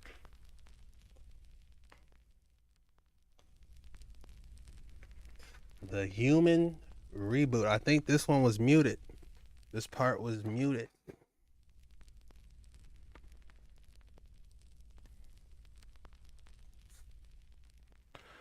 All right. On a clear night, we could see the distance, different lights that went from east to west, illuminating the way. Our hopes in a mild but very dark. Butler observed the group that was, there goes stupefied again. It don't say stupefied, but we're just gonna use that. By such beauty. It was a giant and silent city. It seemed like an electric world out of a book of Thomas Browne. We decided not to wait any longer in the unknown waters because of the possibility of being attacked by an enemy we still did not know who it was because of the warning of the ship that had intercepted us. When we crossed the walls and alerted about the danger and about this supposed war that was being fought, Although we were supposed to have arrived to safe lands, nothing seemed safe at the time. We arrived at port of what looked like a large modern city. We were on deck waiting to be received. In less than 2 minutes, several agents dressed in similar uniform those on the ship were wearing approached us, and in a very respectful way, they welcomed us. "Welcome to the ancestral lands," one of them pronounced while shaking hands with Butler. "We're happy to visit our lands. It was something unthinkable. We were informed that you would come, but anyway, we could not believe it until we saw it with our eyes. You visit is a rare, not say impossible, but is our joy to receive you," he pronounced. Butler thanked on behalf of the whole boat and introduced me as the owner of the boat. I was going through all the emotions together that can be imagined and immediately wanted my questions to be answered. Although the fear of being in the unknown lands in many occasions overcame the strong emotion of having discovered something immense, I was carried away by the latter. I think that the whole team started with the idea that this trip had every chance of going wrong, but here we are in the land behind Antarctica and being welcomed by citizens of this modern city. It was time to ask everything. I want the truth. You can't handle the truth. You want the truth? There's people outside these walls with something for you. And they're guarding a wall. They literally said that on that movie. Y'all think I'm playing? Look it up. I can't play it for copyrights, but they literally said that. You know how everyone be saying, I want the truth. You can't handle the truth. But did you actually, if you finish what he says, it lines right up with what we got going on here. Somebody drop in the comments what he said. He said, you want the truth? There's people guarding these walls with something for you.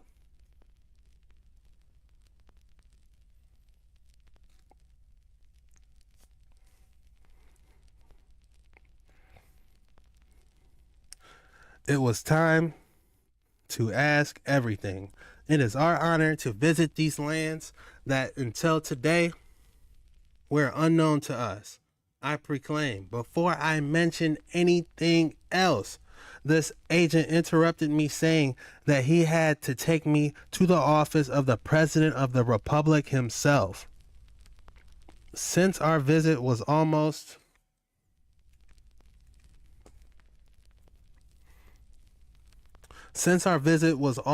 unprecedented, that furthermore the president was aware of it, and he had notified that we take him immediately with him. He asked me to accompany him and look at Butler, who nodded his head. I went after him among some of the people who observed the situation. We were strangers who came from inhospitable lands. I think this generated such confusion in people as in ourselves. A vehicle that had never seen in all my life was waiting for us. There was not even a corner, at least in this part of the city, that's where not reached by illumination by the great lanterns adorned and generated the sensation of being in a tale of best writers. The silence of the city was now more understandable, knowing that there was no carriages, horses, or any type of vehicle that I knew from my experience in the big cities like New York. The difference was abysmal in everything. Their clothes were also colorful. The agents that accompanied me had in his hands a luminous device that transmitted different images and voices. So did he have a phone? Did he have a phone? You know, he's talking about horse and carriages. So I'm thinking this took place in like the 1950s or 40s or something, or probably 1920s maybe. He's talking about they in horse and buggy. They out here pulling out Androids, Sidekicks, Blackberries, iPhone.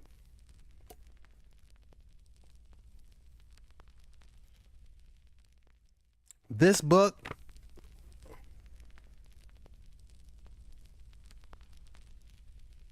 we are reading the first one, The Navigator Who Crossed the Ice Wall. The gentleman shook me tightly by the hand. Wait, hold on. Oh, okay. Wait, nope, that's not where I'm at. The agent asked me, wait, when covering seats. Oh, here we go. A huge building stood.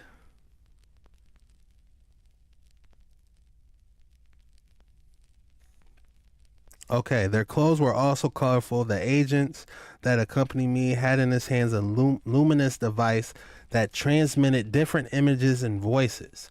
The language that was spoken was different, and I did not understand a single word.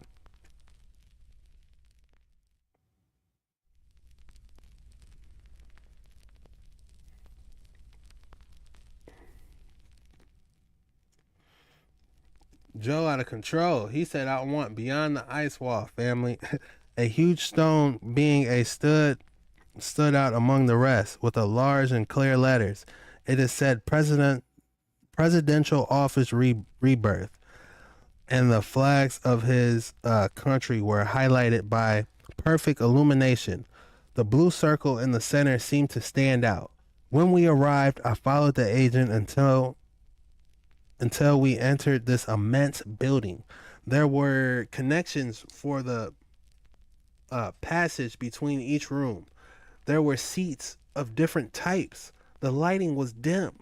When passing to one of those rooms, I touched one of the walls, which was cold and marble. Some fear about everything I was living. I understood the protocol that our visit was not common, but I was already dizzy between so many stairs we climbed. This agent asked me to wait for him in one of the comforting seats. The truth is, I could have waited there for hours. The comfort of those were indescribable. A tall man with a mustache came out to greet me. So you're William Morris from the United States of America, he asked. That's right, I answered. This gentleman shook me tightly by the hand, commenting that he was sorry to receive me in the worst situations experienced in the Republic. In fact, he commented as follows. My name is Fail. I am sorry that you have arrived in these times. Fail.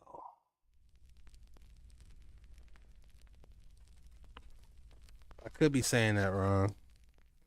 I'm sorry that you have arrived in these times we are going through. It would have been totally different, your visit and our reception in normal situations.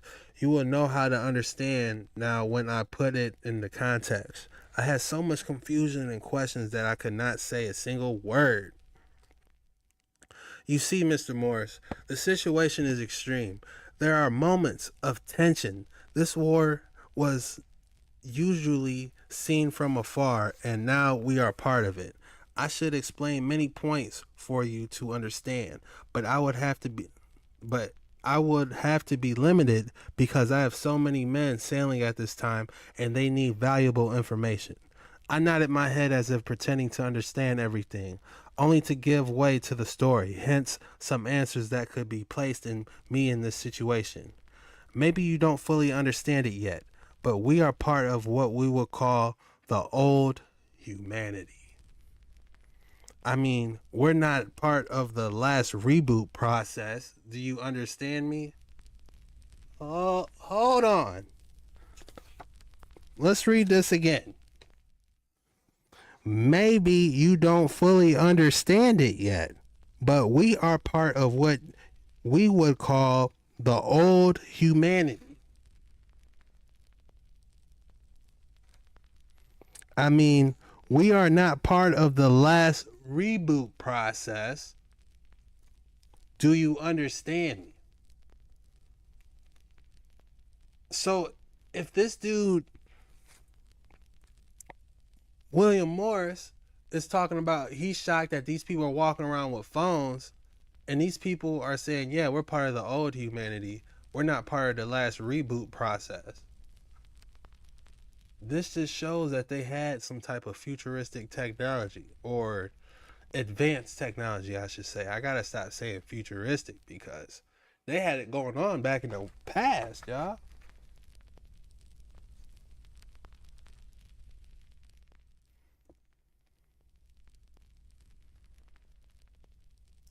Just reading some comments here. Jesse from Ohio was good.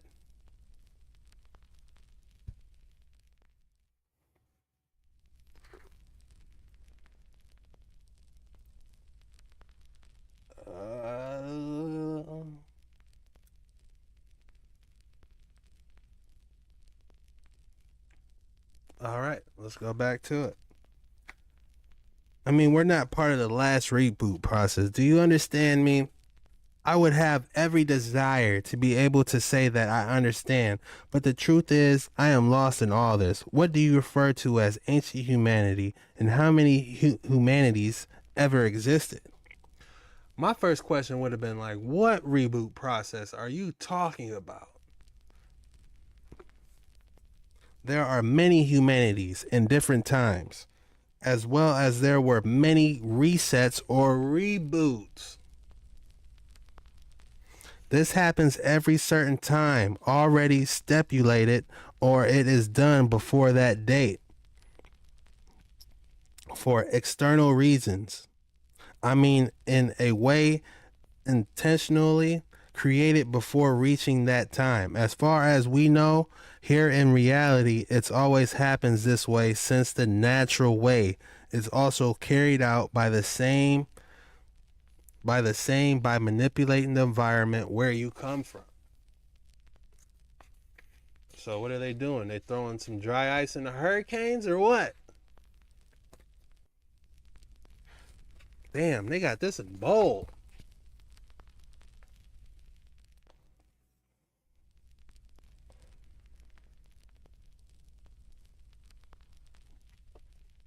This says, what is the human reset? How interesting.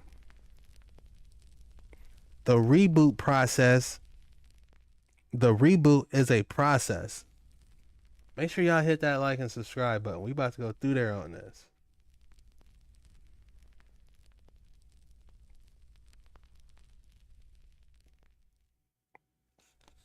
The reboot is a process they carry out in their lands to annihilate every human being, leaving only their newborns to repopulate those lands and carry out the same process over and over. The reasons for the reboot, according to our information, is carried out when something gets out of control of who's rule on who's on the other side of the ice walls. The factors can be several, and they do not doubt it. Believe me, the knowledge of other lands can lead to a reset. It could be by pests, floods, fires, plagues, war, or asteroids, or it could be all those together. It doesn't matter how. For entertainment purposes only. This is just a book we're reading. The fact that we have escaped before reason enough of threat for them does not want us breathing. Do you understand me now, William? My head was spinning. I felt dizzy and thought I would fall there in front of Mr. Fail. While I understood the situation, I could not believe that all that was happening in the lands where I was born. I sat up in a hurry and started to sweat cold.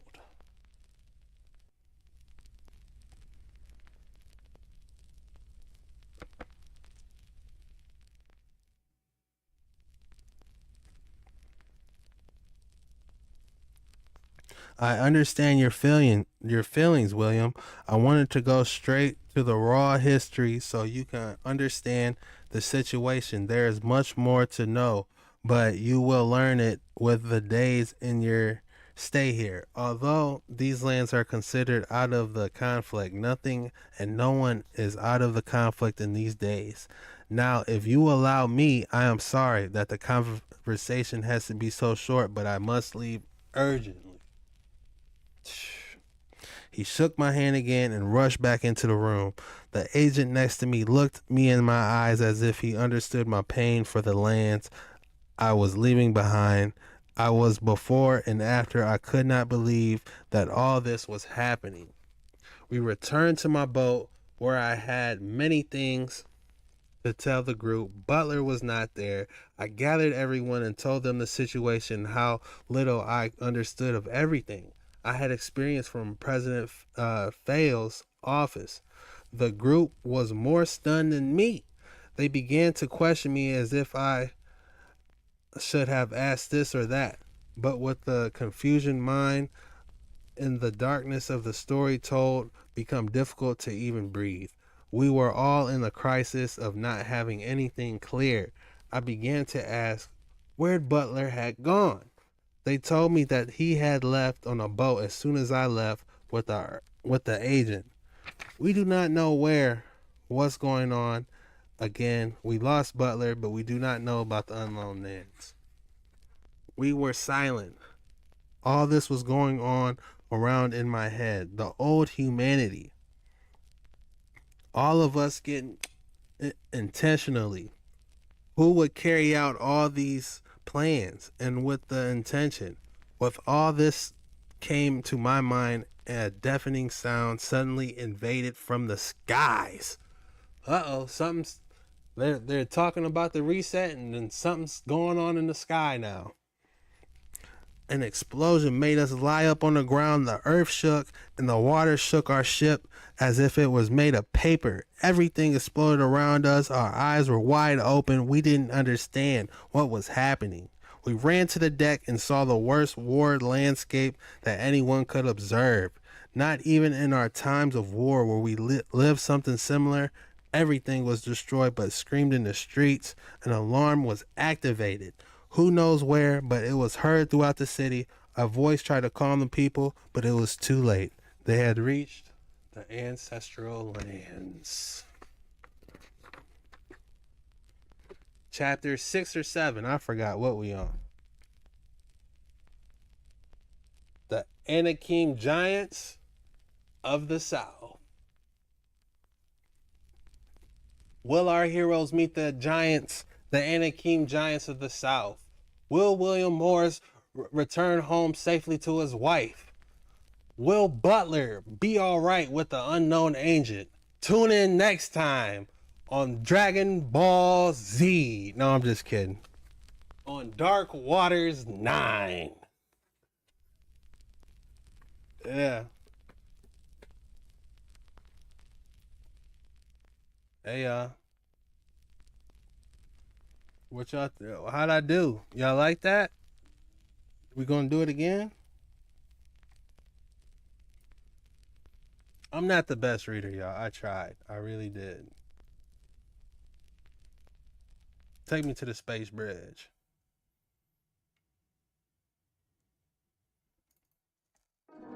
To be continued.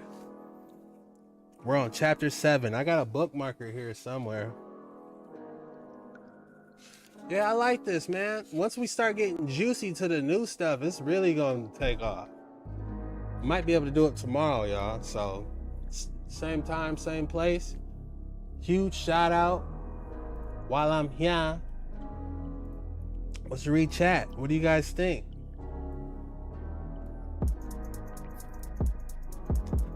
Yeah, it was great. Let me turn down the music, sorry. Yeah, it was great. Good, you did great. Awesome, you did great. I'm not the best reader, especially when you get to reading old books. Yeah, I'm terrible. Make this a series.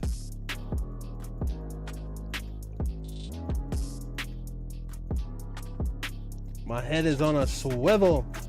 Catch you next time. Yeah, guys, we're gonna be doing this again tomorrow, possibly. We're finishing up on chapter 7. Hyper mode, activate. Huge shout out to Jenniverse, Brad, Evans, Rumax, Daph, all the new subscribers, everyone that watched this video, the likes. If you guys are interested in this topic, I have bangers where we talk about the ice walls. Definitely go check them out. But guys, I just want to thank you all so much for jumping on these waters with your boy. And I'm gonna see you guys on the next one. Let me hit a backflip before I go. Let's hit a backflip. Let me land real quick.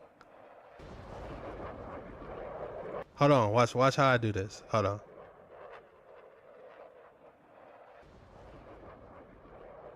I'm trying to land, y'all. Hold on, I'm trying to find it. All right. Hee hee. Hold on, y'all. Let me hit this jump for you before I go. I listen.